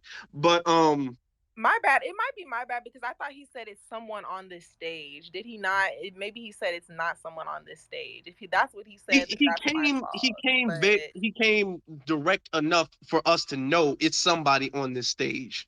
Yeah, and I then could have he brought that up with the oh, well, you can't say we're not having a conversation. I don't necessarily mind engaging in a productive conversation. It's not the fact that TS Giselle is trans that makes the conversation unproductive, and I need everybody to understand this. TS Giselle's sexuality is not what makes having a conversation with him unproductive. It's what he thinks and how he does what he does that makes having a long-winded conversation with him unproductive. I need everybody to understand that is the difference. When people say, well, why are you even talking to him? Or, well, I'm not gay. It's not about you being gay that makes the conversation, because Marcel is gay. Having a conversation with Marcel is productive because Marcel is productive. When Marcel speaks, you can have a conductive dialogue and a back and forth with Marcel because Marcel doesn't flaunt his sexuality, number one. Marcel isn't flirting with every nigga on the stage, number two. T.S. Giselle does that all of the time. I don't see, and this is just my opinion as a heterosexual man, how long you can hold a conversation with a trans person who's flirting with you all the time. That's just me. Maybe I'm built different. I don't know. And I'm not questioning anybody's sexuality who does do that, even if that might be your thing on the low. I don't necessarily care about that. All I care about is the fact that T.S. Giselle is a very known troll, not even a very intelligent one, not even one that carries a large audience with him. It's not like T.S. Giselle is working for the Democrats or is working for like a Democratic company or a political position or something like that. This dude is just a troll that is using us to get attention. That is all this dude is doing. And when you engage in long-winded conversations, that is unproductive.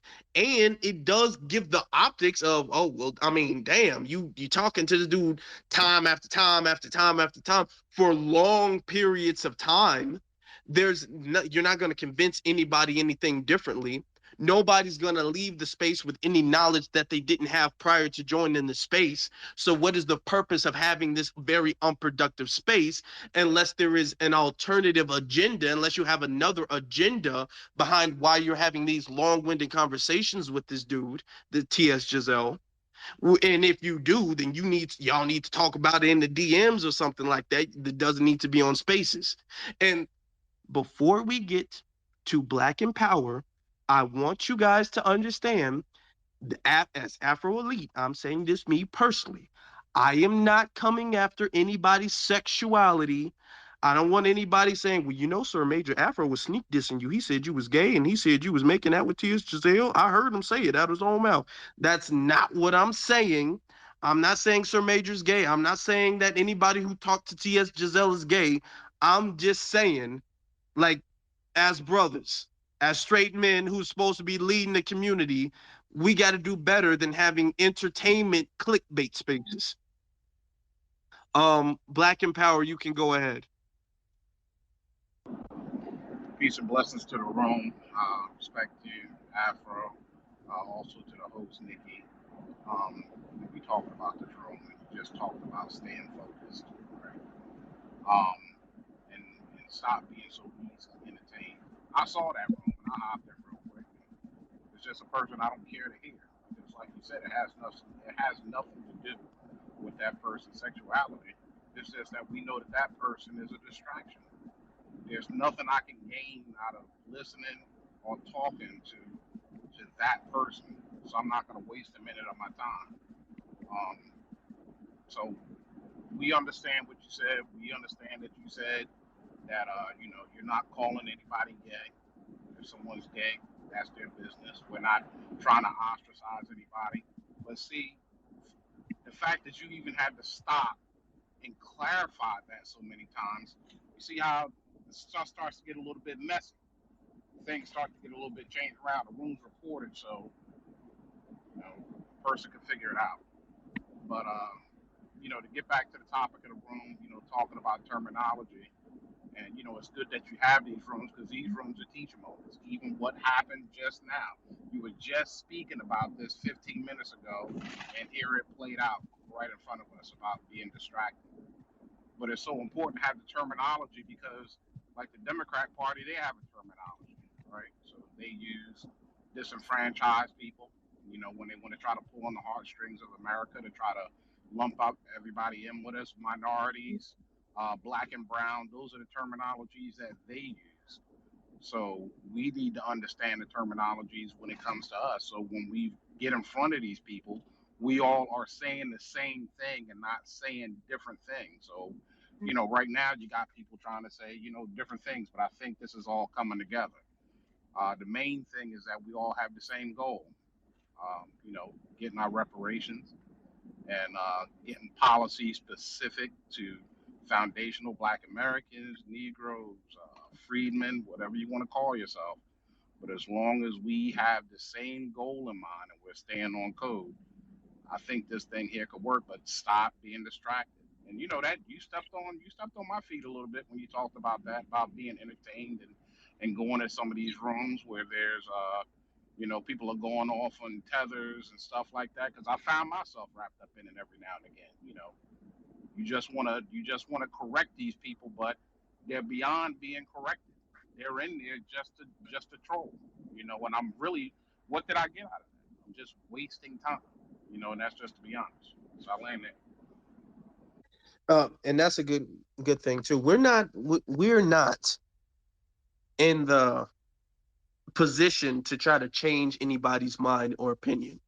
We're not here trying to convert tethers into being on code, into being B1. We're not trying to convert democratic shields into being on code. We're not trying to do that. We're trying to set the record straight. That's the only thing that we do. Now, what they do with it is whatever. What they decide to do with it is whatever. We're not going back and forth with somebody like, do you see why the benefit? No, we're setting the record straight. And all of the times I do it, it isn't even for the person, it's just for the audience. No, this is what the standard is. This is how we're moving going forward. I'm setting the record straight right now.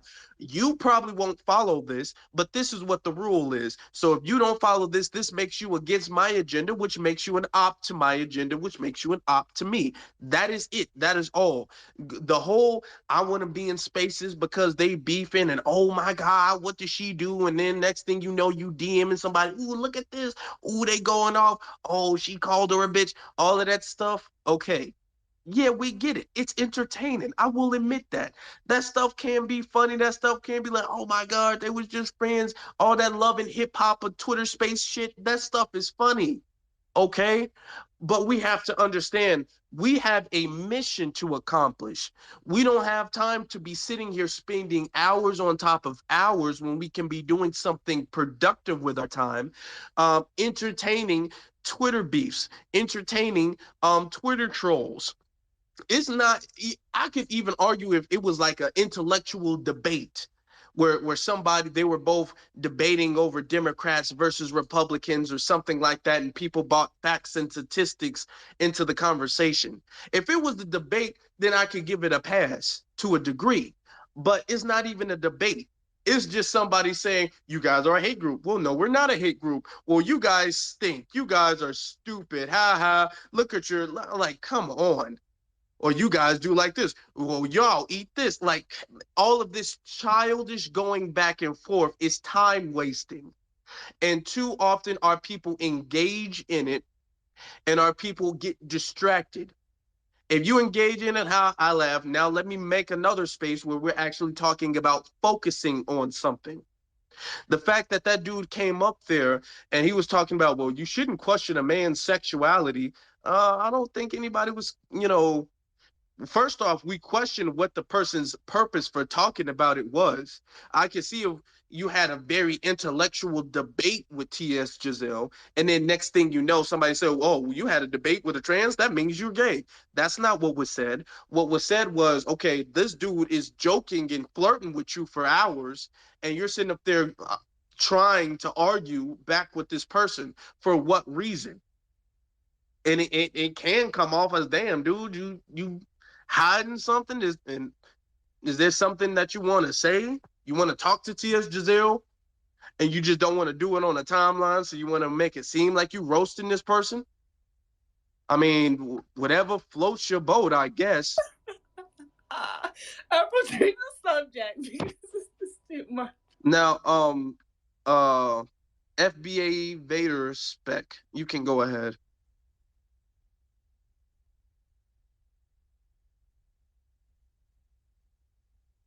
You can go ahead, FBA Vader. Okay. You must have had connection issues or something like that. But this is the power of, and I guess the theme of this space is being focused. When people are focused, people can get a lot of things done. One of the tactics that white supremacy has used the most effective against Black people is getting us off focus, getting us distracted, whether that's through entertainment, whether that's through another agenda. When they create this big hoopla in the news, and that's just so they can pass some type of anti-Black law or bill under the radar. The objective is to get black people distracted for whatever the reason is. Because when you have people distracted in a war, then you won't win the war. Then the person won't win the war. They won't be able to adapt effectively. The reason why it's important to use proper terminology is because when you use proper terminology, it allows you to focus on what the exact precise issue is. It allows you to focus and pinpoint on exactly what you're talking about. When you use the term racism, and I said this earlier, and I will say this again, when you use the term racism, it's vague enough for it to be left into interpretation as to what racism is. You can go into a room and you can ask 10 different people what is their definition of racism, and you can get 10 different answers. When you go into that same room and if you ask 10 different people what is white supremacy, you won't get 10 different answers. Now, of course, you probably would have a Democratic shill who say, well, abortion is white supremacy. That's a white supremacy to me. But for the most part, white supremacy is not something that you can misinterpret. It's not something that can be redefined or remixed. That's why it's important for us to use that term, because when you use that term, when you say that term, it will allow you to think of the problem in that way. And when you think of the problem in a more focused, in a more direct way, you will be able to adapt effectively and you will be able to come up with a solution to deal with that problem. When we talk about racism, and I've had this conversation, this was back like early in my college days, people are saying that black people shouldn't be anchored down with racism, constantly focusing on race, constantly thinking about race, because that anchors us down, and we need to recognize that we can overcome and we can achieve. And that is true. Now, here's the thing. We can overcome, we can achieve and trample this beast. We can dismantle the system of white supremacy. However, though, we cannot ignore the fact that that system exists. When it comes to obstacles in our life, it's our job to recognize the obstacle for what it is exactly, and that will give us the ability to create a strategy to offset that obstacle. That will give us the ability to create a strategy to adapt and overcome whatever obstacle we're dealing with. If you are in a race and you're the only person with hurdles, those are the things you jump over, with hurdles in the race, you can still win the race despite the fact that you have hurdles, which typically slows the runner down.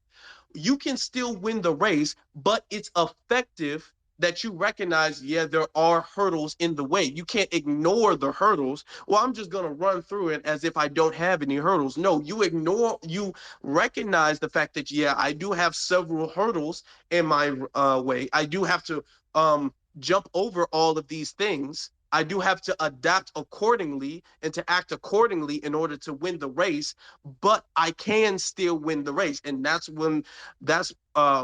what we do when it comes to white supremacy. We understand that white people are not supreme in any way. Actually, you can very much so make the argument that it's the other way around. But I digress. We understand that the white race is not supreme over the black being, the black race.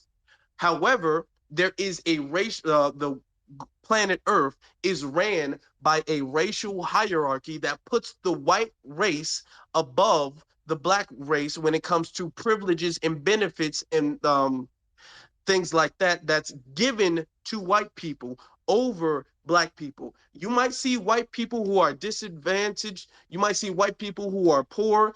You might see white people who have just a terrible life. You have white people who are poorer than black people. Even coming out of slavery, you have millionaires, just short generation right after slavery. You have black people who are richer, wealthier, and more well off right after slavery than white people. However, though, their whiteness was not a factor as to why they were poor. Black people's blackness is a factor, is the biggest factor, actually, statistically, as to why black people are poor. So just because there's a white person that might be poor and a black person that might be poor, they're not in the same boat, because that black person or that white person's whiteness isn't a factor as to why that white person is poor. That black person's blackness is a factor as to why that black person is poor. That's why it's very important for us to recognize the problem in totality, for us to adapt and overcome the issue. So when we say these things, when we say, and that's why I really, when I say white supremacy, I say the system of white supremacy, because white supremacy isn't human nature. It's actually very much so against human nature, but it is a system, a demonic, evil system that that controls and governs the world and society. And when we recognize that, we will be able to develop strategies to overcome and trample that.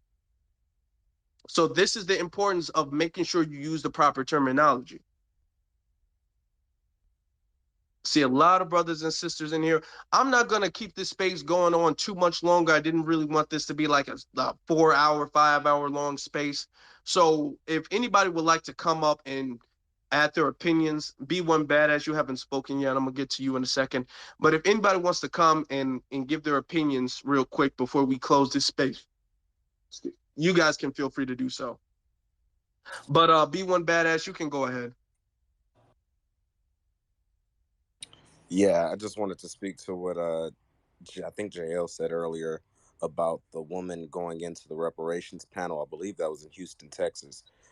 We need to make everything that they do, everything that Roland, Luke, wherever they show up, if we pull up, that'll give them the message like, hey, maybe we should stop. We need to put fear in these people's hearts. I'm not advocating, I'm not trying to say nothing to get nobody in trouble, but we need to pull up on Roland's fat ass. Roland was out here in LA at the Boule brunch or some shit last week. And oh man, we couldn't. I tried to go down there, and I didn't really know exactly where it was at. But the place that it was held at, I know it was like near. It was almost near Beverly Hills, but like downtown. And I couldn't really get to him. But just how that woman went into that panel, we need to have about 20. What if it was 20 people that went in there? It wasn't nothing but 6 people in the damn room. If we had 20 people go in there, they would still be. It would be way more effective. I just wanted to add that, guys. It would be. Excuse me. I fully agree with that. It definitely would. You're gonna kick 3/4 of the people out the room? No, you're not gonna do that. You can say one person, oh, that person is just a troll. That person just wants attention. You can't say that about 10 different people saying the same exact thing, or it's a lot more difficult for them to do that. So that's a good idea right there. Very good. I agree with that, badass. Very good. Now, let me see. I wanted to say terminology. I like to use violent racism. I don't just use racism anymore because it's violent. It's murderous racism. And I don't always say Republicans either. I say those are the Republican leadership because they are clearly the ones that are leading the violent racism train. Yeah. How do you feel about do you feel like the Democrats are equally as racist or what? They are, but at least they will allow us to work with them and allow us in their spaces. The Republicans, the violent Republican group will kill you. They have no problem with that at all. They will murder you. That's the difference. I don't know. I personally think it's violent when they approach you in a way like they're trying to help you and they're trying to erase who you are, and they make whole rooms calling you the ignorant FBAs. I just don't see a difference between Republicans and Democrats. I think they're both just as racist as I don't see them trying to work with us, but that's a difference of opinion. Before because we got a couple more people. We got a couple more people, but Malcolm X said when he was referring to the liberals and he was referring to the Republicans, he said it was like the fox and the wolf. And now, using today's term, we would say the Republicans are like the wolf, and they're very open with their anti-black agenda. And the Democrats are a little bit sneakier with their anti-black agenda. And they're like the fox that comes in and say, you know what? Actually, I will work with you guys. You know what I'm saying? I want to help you guys. I'm not racist. Black Lives Matter. And the next thing you know, you're getting shot and 60 plus time in the Democratic city, and the Democratic leadership acts like they can't do anything about it. Black people are poor. Most of the poorest places where black people are in these blue states, in these blue cities, in these blue counties. And they're sitting up there acting like, oh my God, I care for black people so much. Make sure you get out there and vote for me. But in these blue cities, in these blue counties, in these blue states, black people are faring off worse in a lot of cases, not all cases, but in a lot of cases, in comparison to these red states, in these red counties. And this is not me trying to cape for the Republicans in any way at all. I'm not trying to do that whatsoever. I'm just trying to say, pick your poison, but you're gonna die still. You know what I'm saying? Let's not. One thing that we engage in too often, or that we have engaged in too often, is that we feel like there is a good guy out of the two. There is no good guy out of the two. They're both bad. Just because one person has a different method than the other person does not mean that the person who has the less aggressive method is any less evil. Okay, Afro, but what is our strategy then if we can't pick a party? What is our strategy? Well, What is the strategy is to approach both the parties the exact same. We don't approach one party as if this party is better than the other party. That is why we're making so much progress with the Democrats, is because we're showing the Democrats, we're not looking at you like you're better than the Republicans. That's what they wanted us to do. They were like, yeah, we might suck. Yeah, we're not that great, but we're better than them. And we're saying, actually, no, you're not. And that's what's changing their attitude. That's what's changing the way that they're operating with us. They wouldn't even be engaging in these conversations. I want you to recognize, for years they didn't even engage in the conversation of reparations. They're only engaging in these conversations is because we're showing them that actually we're kind of looking at the Republicans now. We're kind of trying to talk them. That move that Ice Cube made, where Ice Cube was all like, all right, Joe Biden, you don't want to talk, I'm gonna go to Donald Trump. That move scared a lot of them, because that move showed that we're not going to just sit on our hands and wait for the Republicans to call the Democrats to call our name, and then we get up and try to talk to them. If they don't want to talk, they saying that, oh, I'm just too busy with other things to schedule a meeting with you. Oh, okay, that's cool. Well, why don't you go handle your business with Ukraine, and I'm gonna go over here and I'm gonna talk to Donald Trump and I'm gonna see what he can do. And that's what's getting them to change, because they're like, oh, shit, they don't go to Donald Trump now. Don't go to them. They're the bad guys. Well, you're the bad guy too. So if y'all both bad, well, I might as well see what I can get out the situation. now that's a strategy. I like that. Now, Black Lioness, you can go ahead. Be one to the family, love and peace. Can y'all hear me clearly? Yeah, we can. First off, those little past 10-15 minutes prior to the course of the conversation, now that was a clear distraction. Kind of just took me for a whim, because I be out here driving and I be trying to engage and keep contact on what's going on. And I found that to be a clear distraction of your topic in your space. So I don't appreciate that. Secondly, let's give credit where credit is due. Our sister was in Memphis, Tennessee. Her tag is Probiotic Queen. That's with the KW. She was in Memphis, Tennessee at the reparations panel. If anybody tuned in to the business, Jason Black's show, about 2 nights ago, she called in, made it her mission, and stated that she was going up there or whatever.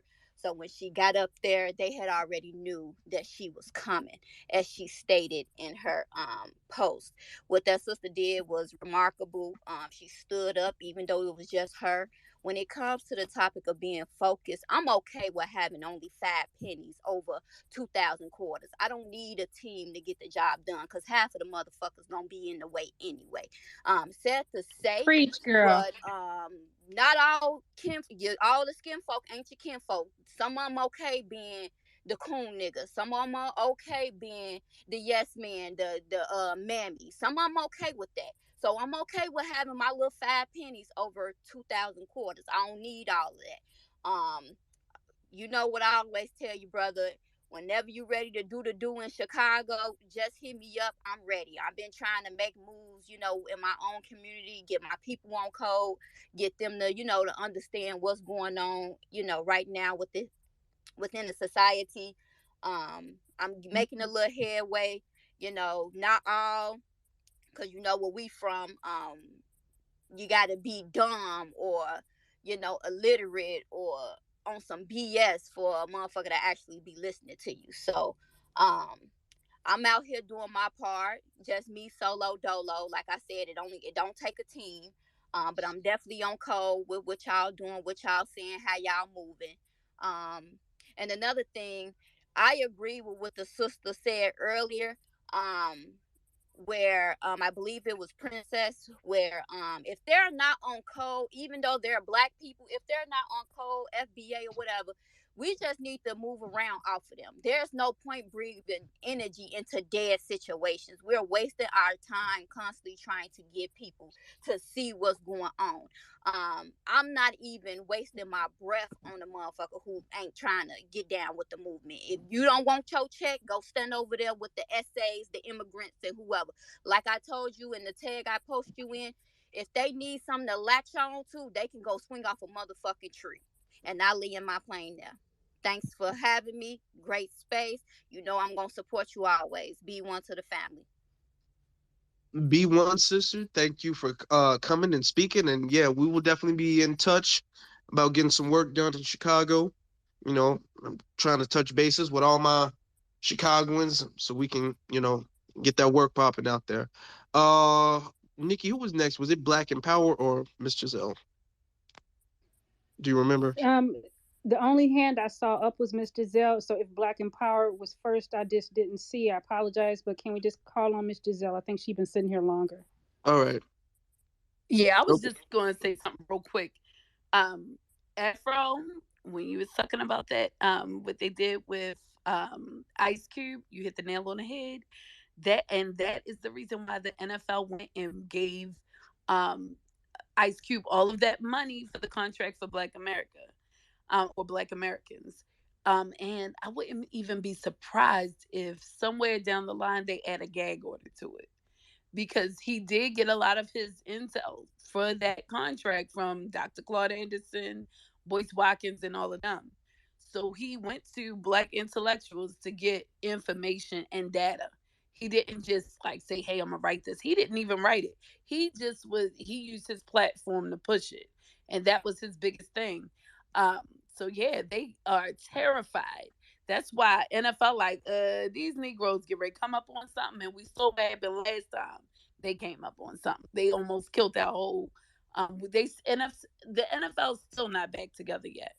Um, but what I wanted to add, the last thing was when we go to these places, we did it in DC. Me and a couple of other activists here in the DMV. My sister who lives in Washington, I'm in Maryland, and I'm in Baltimore. She actually, we found this guy who was running on a reparations campaign, started paying attention to the elected officials, and then asked them what they're actually like, go on their platforms and see what they're doing, because they do these little staged events where they try to appear like they're talking to the people. And you would think they're talking to a group of Black people, and they got all of these people staged in a room. So what happened was we showed up. And then we asked the questions, and right behind reparations, and I think this guy, he's in DC. I hit on my IG page. I think I need to put it on Twitter, but we actually, I think he's from the islands, and he was writing this on for reparations. And on the record, we got him saying, "Oh, if I become mayor, I'll get an office of New America, an office of Freedmen Affairs." That's what he said he was going to give us in DC. And then he said he was going to be the first mayor to give reparations. So right behind his plan, it was a whole list of things that would add stop and frisk and another level mass incarceration to the citizens of DC. So it's up to us, and we called it out on the spot. So it's up to us to show up in these spaces because they haven't seen us in a while. We've been gone for a minute, but now we back with the jump off, and we got to act like that in all of these spaces and come together. Like when you go, like 5 at a time and spread out in those places because they might get one out, but somebody else is going to get a chance to get on those stages. And I land there. Exactly. Because what they'll make it seem like is like, oh, this FBA stuff, that's just a fringe group of people. That doesn't represent what the entirety of what quote African Americans think. You guys are just fringe. You guys are just you guys really work for the Republicans, and you guys are just Russian bots, and they'll say stuff like that to us. And then they'll create propaganda where they'll get on stages and they'll use specific camera angles to make it seem like there's a wide audience of people out there who's supporting. And a lot of those people are paid to be there. They're clapping and applauding on cue.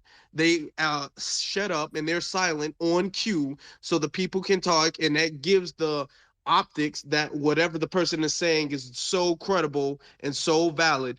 So when you have, and it doesn't take too many, we don't need like 100 people popping up there, but when it takes one person to be like, hey, well, HR 40 is fake, and then they all like, okay, we'll get him out of here. Then a couple minutes later, they say, oh, like HR 40 isn't reparations. Oh, well, damn, well, okay, there's another one, get her out of here. And then 3 more people. It not only is that disrupting or mainly that is disrupting the illusion that they have the ear of the people, that they have the respect of the people, even if it's a few people. And it's getting the people who might be in the audience, who might be on the fence, to be like, oh, damn, okay, clearly this isn't really catching on like they might want it to seem like it is. It'll get other people in the audience to think about it, and it'll get other people in the audience to consider it. So that is a good idea. Yeah, and just to let you know, it worked because we ended up taking over the whole event. He was so scared trying to figure out which ward we was from because in DC it's like the 7th and the 8th ward is like a big that's where we are, right? So he was like, "Are you with such and such community?" Because it was people obviously trying to like approach him and whatever, or he probably was expecting some other people to pop up. But when we show up to these faces, it changes their tempo. And he couldn't take the cameras off of him. So while we're talking in the audience, he couldn't just skip over us because there was only a couple of people there. So he had to call on us. And we were spread out. By the time we finished, he was asking us to sit and have a conversation about the direction of DC. So and then like we didn't hear nothing else back from the guy because his phone number wasn't on the card. But we already knew that this guy wasn't about nothing because the streets of DC called him out. So we just got to stay on these people's asses and make them come to our come to where we are. 100%, absolutely agree. Absolutely. Let's move to Black Empower. You can go ahead. Black Empower, you can unmute yourself.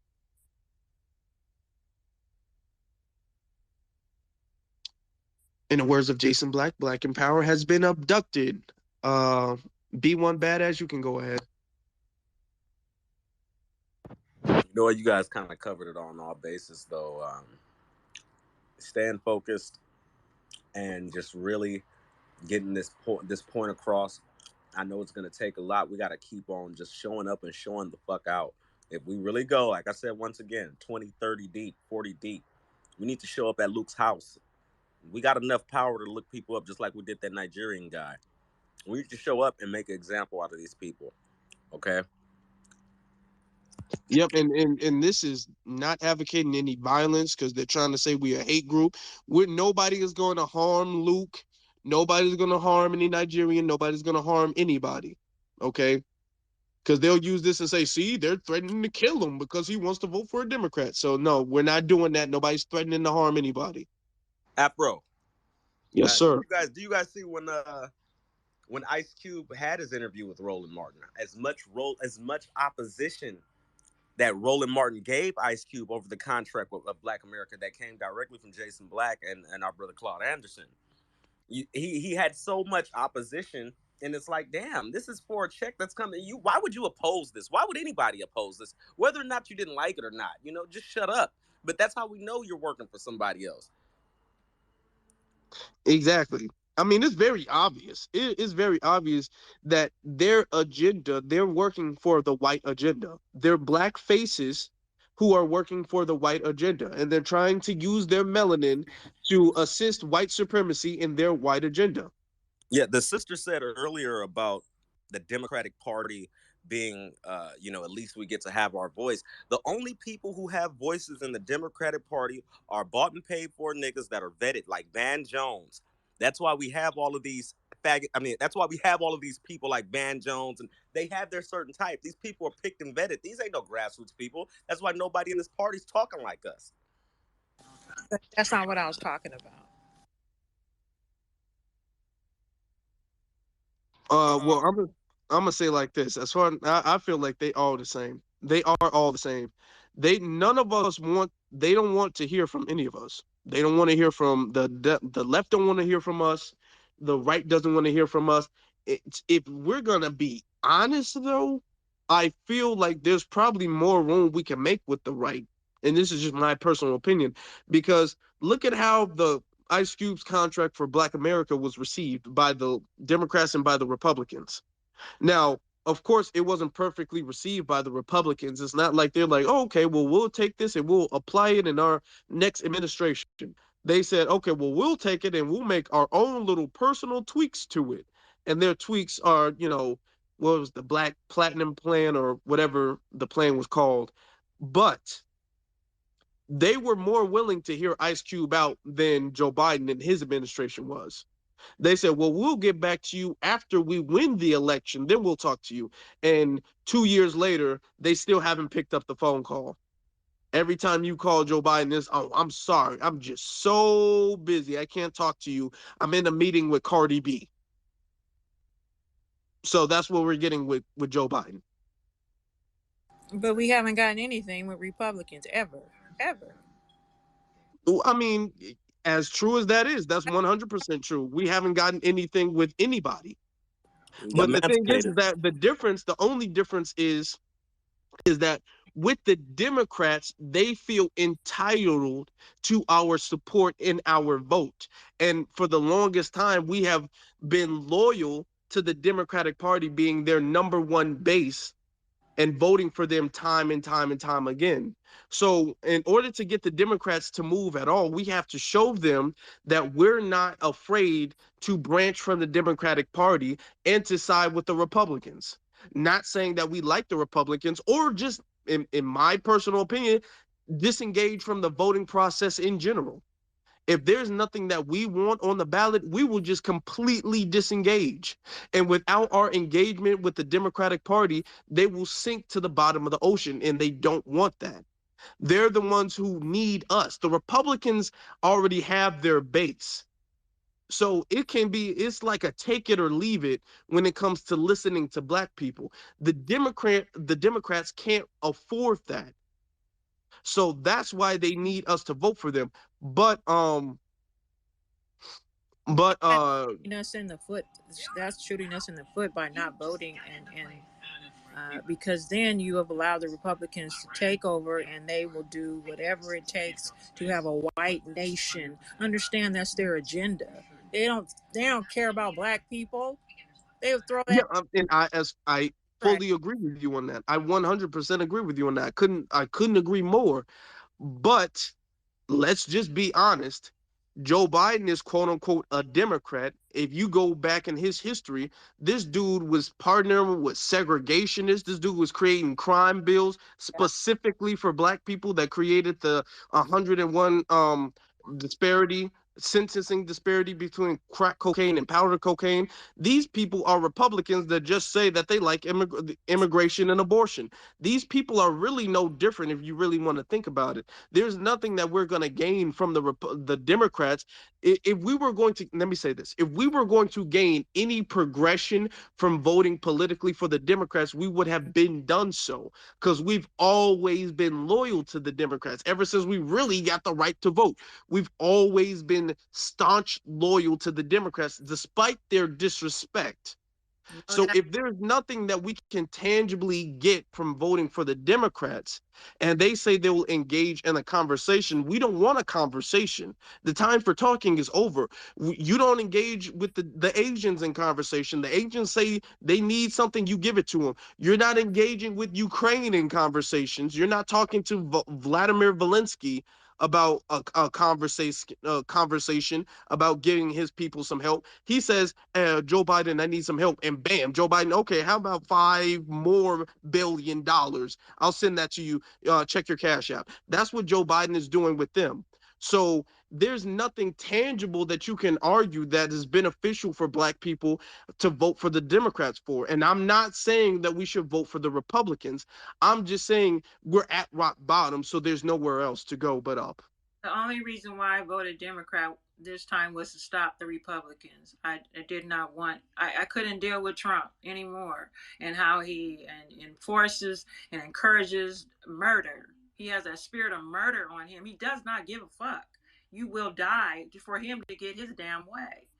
And so that is the only reason why I had no other, I felt like I had no other choice. Well, thank you to all the people who voted for the lesser evil. Now we got a new crime bill coming in, so I want to personally thank anyone in this room who voted for that new crime bill. I just want to thank you all personally. So I just want to say thank you, everybody. A crime bill. We got a new crime bill coming. Look it up, Google it. There's a new one that he's trying to put forward. So whoever voted Democrat, we can thank them for that. Yeah, and that's the thing. We do have to get in their faces. We do have to get in their faces, Afro. We have to use the lobbying system. We have to be there at their offices. We need these voices. These people are the ones that, because that's what they do. Okay, yeah, and you're right. I agree, and then there are a lot of things I fully agree with, and then there are some things that I gotta push back a little bit with. But let me ask you a question. Right now, in 2022, today's date, July 27th of 2022, do you feel like the condition that Black people are in today would be worse if Donald Trump was the president? Hell yeah. How so? Because of their stance on the gun laws. They do not care that people are taking their guns off of their front porches and chasing people down and killing them because they don't like how they say Black Lives Matter. We don't like that shit, so we're killing you. He is for that shit. Okay. And is that it, or is there another reason? Back on those gun laws and say, you know what? Have your guns, but don't come off your fucking front porch unless you are defending your family. Don't go driving to another fucking state so you can kill Black people. And they don't push back on that, and neither do Democrats. None of them. They don't push back on that. And if they push back on abortion, they need to push back on them fucking guns. Yeah, keep your guns, but don't come off your fucking front porch. Okay. And do you think that Joe Biden is actually doing something to prevent that from happening? No, but what I have been advocating for is that the people in this room and people like us get involved in the process. And hold on, because you just said it. And I fully agree. We do need to get involved in the process. But you said the reason why you didn't want to vote for Donald Trump is because of his stance on guns and how he's allowing these, like, damn near neo-Nazis to murder Black people. And I asked you if Joe Biden is doing anything to prevent that from happening, and you said no. So if Joe Biden isn't doing anything to stop it, what is the difference between having Donald Trump and Joe Biden in office? And so Afro, because it's not like Black people are dying any less at all that Joe Biden is in office. Black people, like, statistically, based off of the numbers, we don't die any less, and arguably much more when the Republicans are in power. Right. I mean, when the Democrats are in power. But he's for gun reform, and so am I. And so that's why I voted in that way, and I know that the Republicans are not for gun reform. Well, okay, well he's for gun reform. He's also for forced vaccinations and abortion and illegal immigration. Huh? Yeah, that's what Joe Biden is for. Yeah. Forced abortions, forced No, vaccinations. I said forced vaccinations, abortions, and illegal immigration. Afro, that actually did not happen. He couldn't force that vaccination. So He did. He forced it on the federal level when it came to the medical field. Work for the government. Yes, you have to get No, vaccinated. not the government. Just anything in the medical field in general. You had to take an abortion on the federal level. That's not true. Ma'am, I'm that sorry is to true. interrupt, but I am a medical professional, and it was forced. We all walked off our jobs because they were forcing people to take that vaccination and all of that. So that definitely was forced. You know, this is starting to become something. Do y'all remember the image of the shotgun and then the knife on top that they constantly portrayed, you know, during the civil rights era that they would put on our people? That's pretty much what this government is. The shotgun is the Republicans, and the knife on top of it is the Democrats. There is no difference within the two, no matter how you trying to put it, Miss Princess. There is no difference between the two. One is up front with the racism, and the other one stab you in the back while rubbing it, talking about there is no racism. You have to be a fish on land to actually believe that there is no such thing as racism or what we are facing. I don't care who you are, as long as you are a black person, regardless if you're from the motherland, whatever part of the diaspora you're from, as long as your skin is black, you is a target. It don't matter what you got in your bank account, what possessions you hold, your degree value, anything. I see that, and I'm a female. I'm not out here getting myself involved in any type of trouble, doing anything, breaking the laws or anything. But yet I see every day that I am a victim of white supremacy. This is a system ran by the United States government. All more reason why you should not be sitting here defending neither party. Neither party is worth I'm just talking about strategy. I'm talking about strategy. And neither party has a strategy. None of the policies they push benefits us. They all push policies against us. If the policy does not represent us, we don't vote. Simple as that. Okay, and I don't see how that's going to help, but I'd like to know what policy. It's the old niggas. You know what? I was gonna say that, but I didn't want it. No, yeah. Don't care. I'm so straightforward. My grandmother's a Black Panther member, and baby, we do not sugarcoat for no motherfucker. We don't care white, black, green, blue, purple, yellow. The sky is blue, the grass is green. If the policy does not represent us, we do not vote. Period is that. And if you old niggas stay in our way, guess what? We're gonna run you over. Fuck around and find out. I would like to know what policies that she can tell us in the last 40, 50 years that Donald Trump has written that has negatively impacted Black America. And this question is for our sister, Princess Bay. What policies in the last 40, 50 years has Donald Trump written into law that has impacted Black America? Because we can name several that Joe Biden has in the last 15 years. I'm sorry, in the last 40, 50 years. So this whole making Donald Trump the boogeyman and to keep Black people on the Democratic plantation because we're scared to step out and do something different and something that's going to be for the betterment of us as a group. We cannot keep doing the same shit because we're scared and we're voting blue no matter who and not focusing on the fact that the Democratic Party has negatively impacted us as a group, our families, etc. Everything has been because of the Democratic Party. Not Donald Trump. Not Donald Trump. Yes, he's a white supremacist. We know that he's a white supremacist. But talk to me about policy, sis.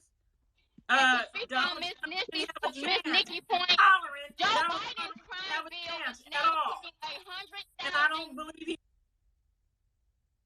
Okay. All right. We ain't gonna be. I love that Chicago energy. That's some Chicago energy right there. I love it. But we're not gonna be doing all that back and forth yelling because I am going to put this on YouTube. And when people are talking over each other, when people are going back and forth like that, it becomes very difficult to make out on a playback. So that's not what we're going to be doing. But Nicely asked a good question. As far as political career, who has the more notorious political career between Donald Trump and Joe Biden? And I'm specifically and exclusively talking about with black people. Just black people. Not just overall, but black people specifically. Who has done the most harm? Donald Trump put those boys in prison, the 5 boys in New York. Fuck that. He said his political history. He hadn't have a chance. He wasn't a politician. He was okay, ma'am. First of all, Donald Trump did not put them in prison. He advocated for the death penalty once they was already incarcerated. Donald Trump didn't put them. Hold on, Black Linus. Now, I want you to understand. I did a whole video breaking that down about the Jackson Park 5. I did a video breaking down a lot of the things that Donald Trump has done. We're not out here being Trump supporters. We're not out here advocating for Donald Trump, saying we want Donald Trump to come back. We're out here. What we're doing is we're comparing apples to apples. When we compare Donald Trump advocating for the death penalty, and as wrong as that was, because there's not a single white killer that Donald Trump has ever advocated the death penalty for. He's only advocated the death penalty when it came to those black boys. Not a single white rapist out here that Donald Trump's ever advocated the death penalty for. Not a single white killer that Donald Trump has ever advocated the death penalty for.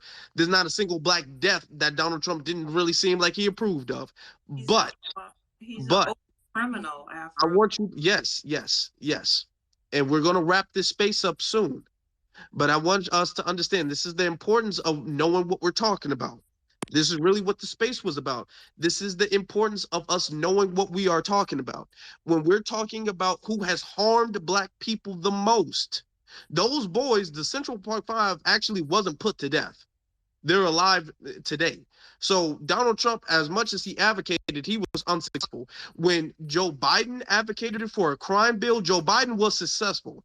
And Joe Biden sent black people to jail for generations. There's black people to jail still today because Joe Biden was successful with his anti-blackness and Donald Trump wasn't. So when you compare apples to apples, Joe Biden has done far worse things to black people than Donald Trump has. And in the 4 years that Donald Trump was president, Donald Trump didn't specifically target black people harmfully in any way at all. But in you can say 2.5 maybe or 2 years that Joe Biden has been the president, Joe Biden has made black people's condition worse off than it was when he was president. It wasn't just Joe Biden. Don't just blame him. It wasn't just Donald Trump then. Don't just blame Donald Trump. I mean, come on now. It was the whole system. It's the whole system both ways. You can't do that. No, listen. We're not doing that. We're about to wrap this space up, actually. I'm only going to give a few more minutes. This is at 8 o'clock my time. I'm closing this space. So, I appreciate what you are saying as far as us needing to get engaged. We definitely need to get engaged. But as far as the picking the lesser of two evils and you arguing the Democrats are the lesser of two evils, that's incorrect. That's not what we're doing anymore. We're not going to get any leverage off of that. We're not going to get any leverage off of, well, we'll come back to you because we're afraid of the Republicans at the end of the day. Because what leverage do we have if they know we're going to vote for them anyway? We don't have any leverage. Our leverage is the fact that we're not going to vote for you. We might vote for the Republicans, or better off not vote at all. And then if we don't vote for you, nobody else will. That is our power. That is our leverage when it comes to them. If you say we need to vote for them because of guns, Joe Biden doesn't care about black people dying any more than Donald Trump did. You had a damn white supremacist go up to a grocery store in New York City and gunned down 10 black people, and Joe Biden barely said anything about it. He went up there, he got a few pictures with some hugs, and then next thing you know, he's talking about abortion. And he hasn't said a damn thing about going against white supremacy. So Joe Biden doesn't care about us getting gunned down any more than Donald Trump has. So we're not gonna play that game. No, we're not gonna play that game. We're not gonna play the whataboutism. Well, Joe Biden is racist. Well, what about Donald Trump? Well, Joe Biden is racist. Well, Donald Trump. No, we're not playing the whataboutism. We're comparing apples to apples. And when you compare the notorious history of the two, Joe Biden is worse, and that's not even really arguable. Black Lioness, we're gonna let you get your last word in, and then we'll let everybody, I guess, get their last word in. Then we'll close the space.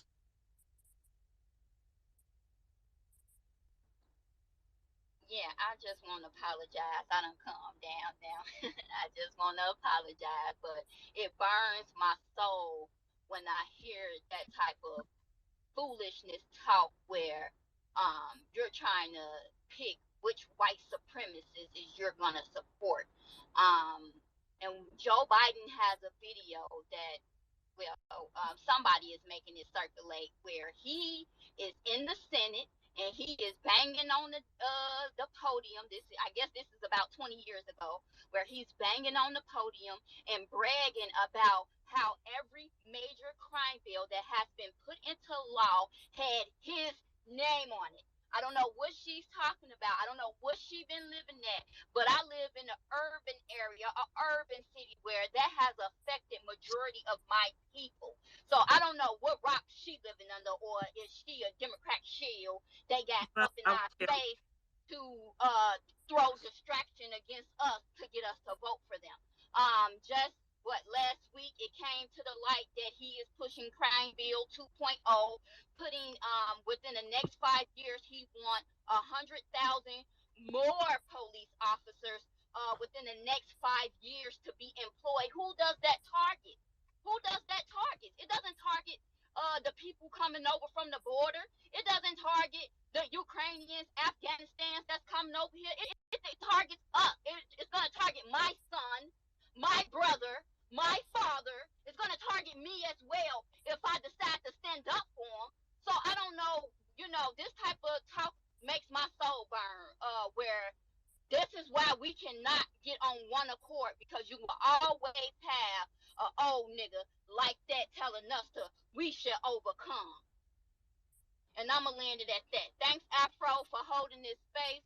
Like I said, we'll bump heads one day. I appreciate the dialogue, and be one to the family.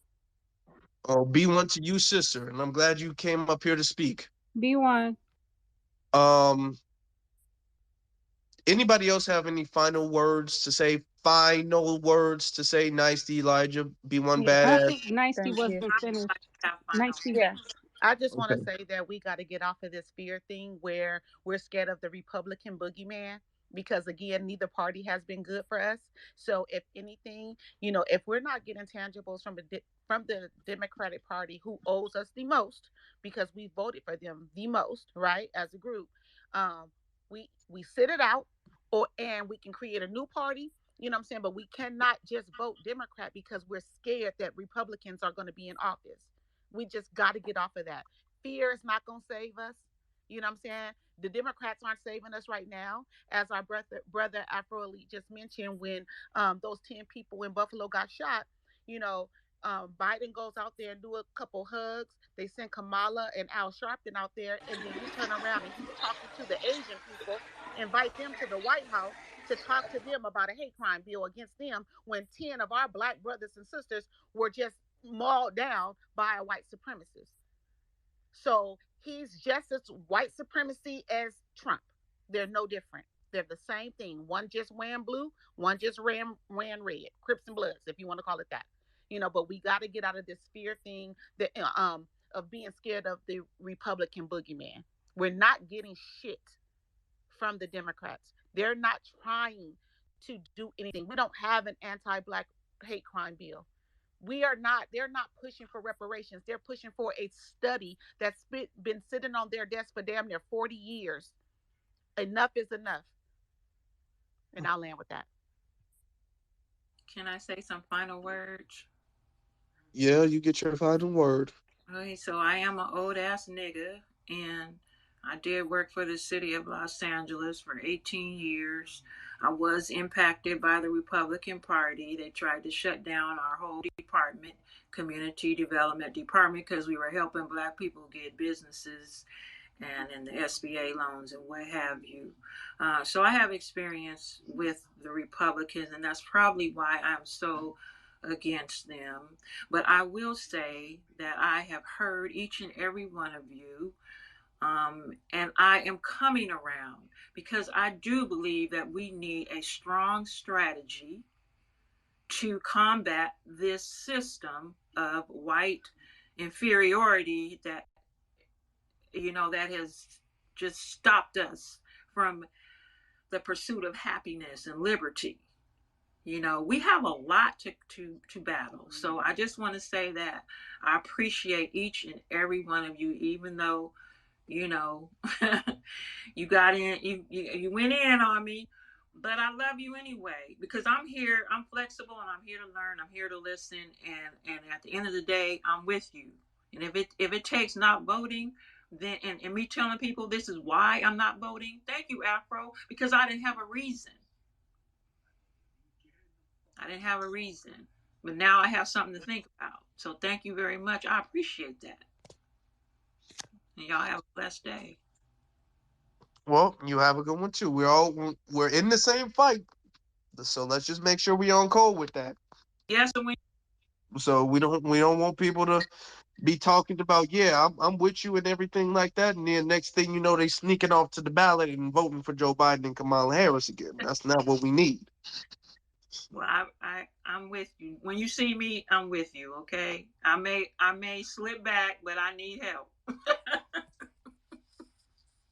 Okay, all It's right. just that we just don't have time, With all due respect, I'm not in my 20s, but I do understand the importance of the younger generation. I think they have fresher outlooks, fresher perspectives, and I do feel like once you get set in your ways, you do need to step back and let the younger people start making some decisions because it can hinder us. It can hinder us from getting reparations. It can cause our young men to be locked up unnecessarily. So you have to think, you can't think about what personally happened to you. You have to think about how it's going to affect all foundational Black Americans, not just one or two people.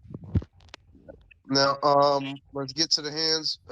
Elijah or B1 Badass, do y'all have anything you want to add?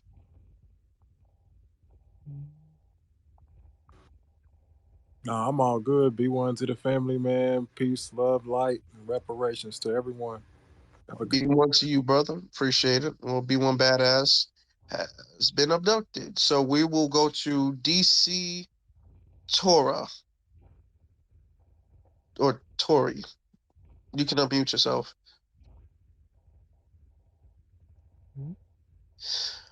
All right. Okay, we'll go to Emmanuel.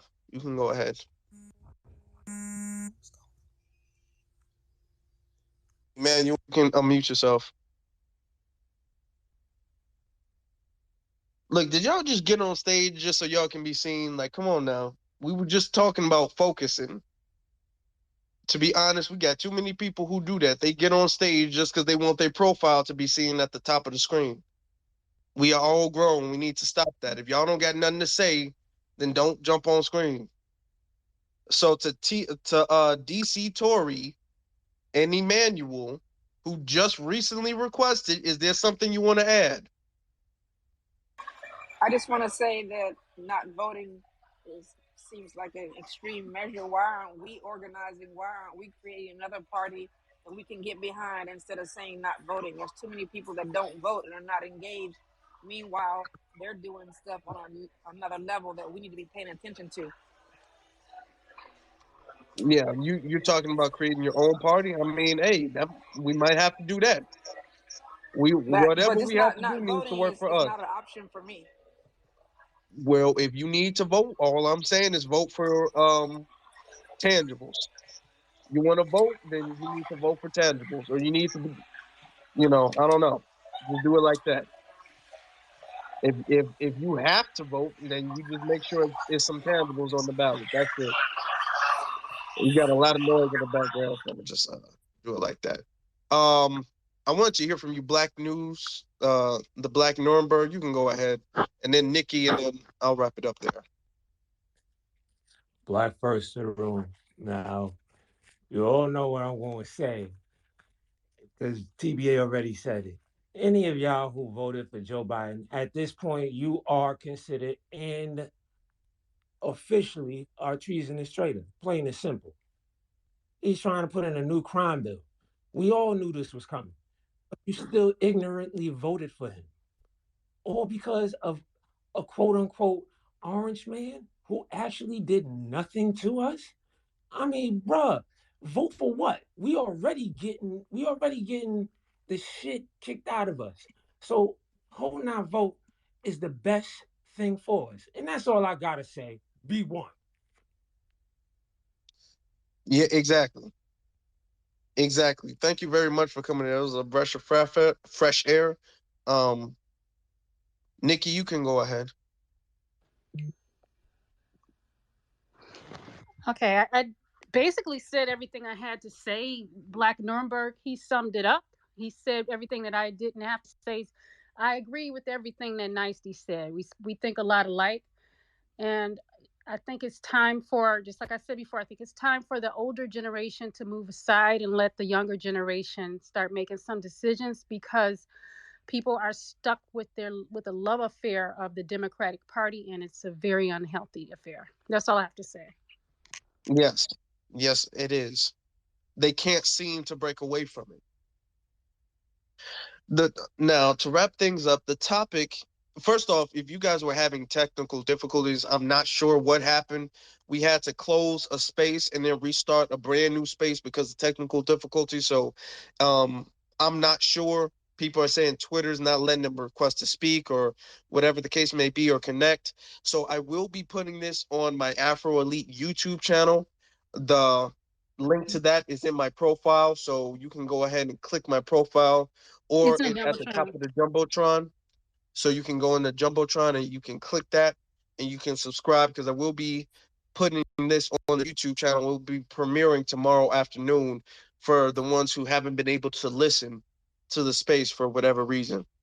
So I just wanted to make that announcement. But the topic of the space was about being focused, pretty much. Using proper terms is being focused. And that's what the topic of the space was. There is power in being focused. There is power in making sure you stay the course. Okay. So, and there's power in not being distracted. You do not want to be distracted. Do not let other things distract you. Do not let trolls distract you. Do not let clickbait Twitter spaces distract you.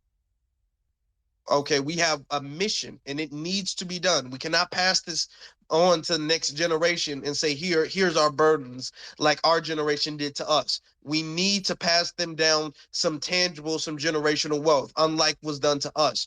So we have to make sure we stay focused.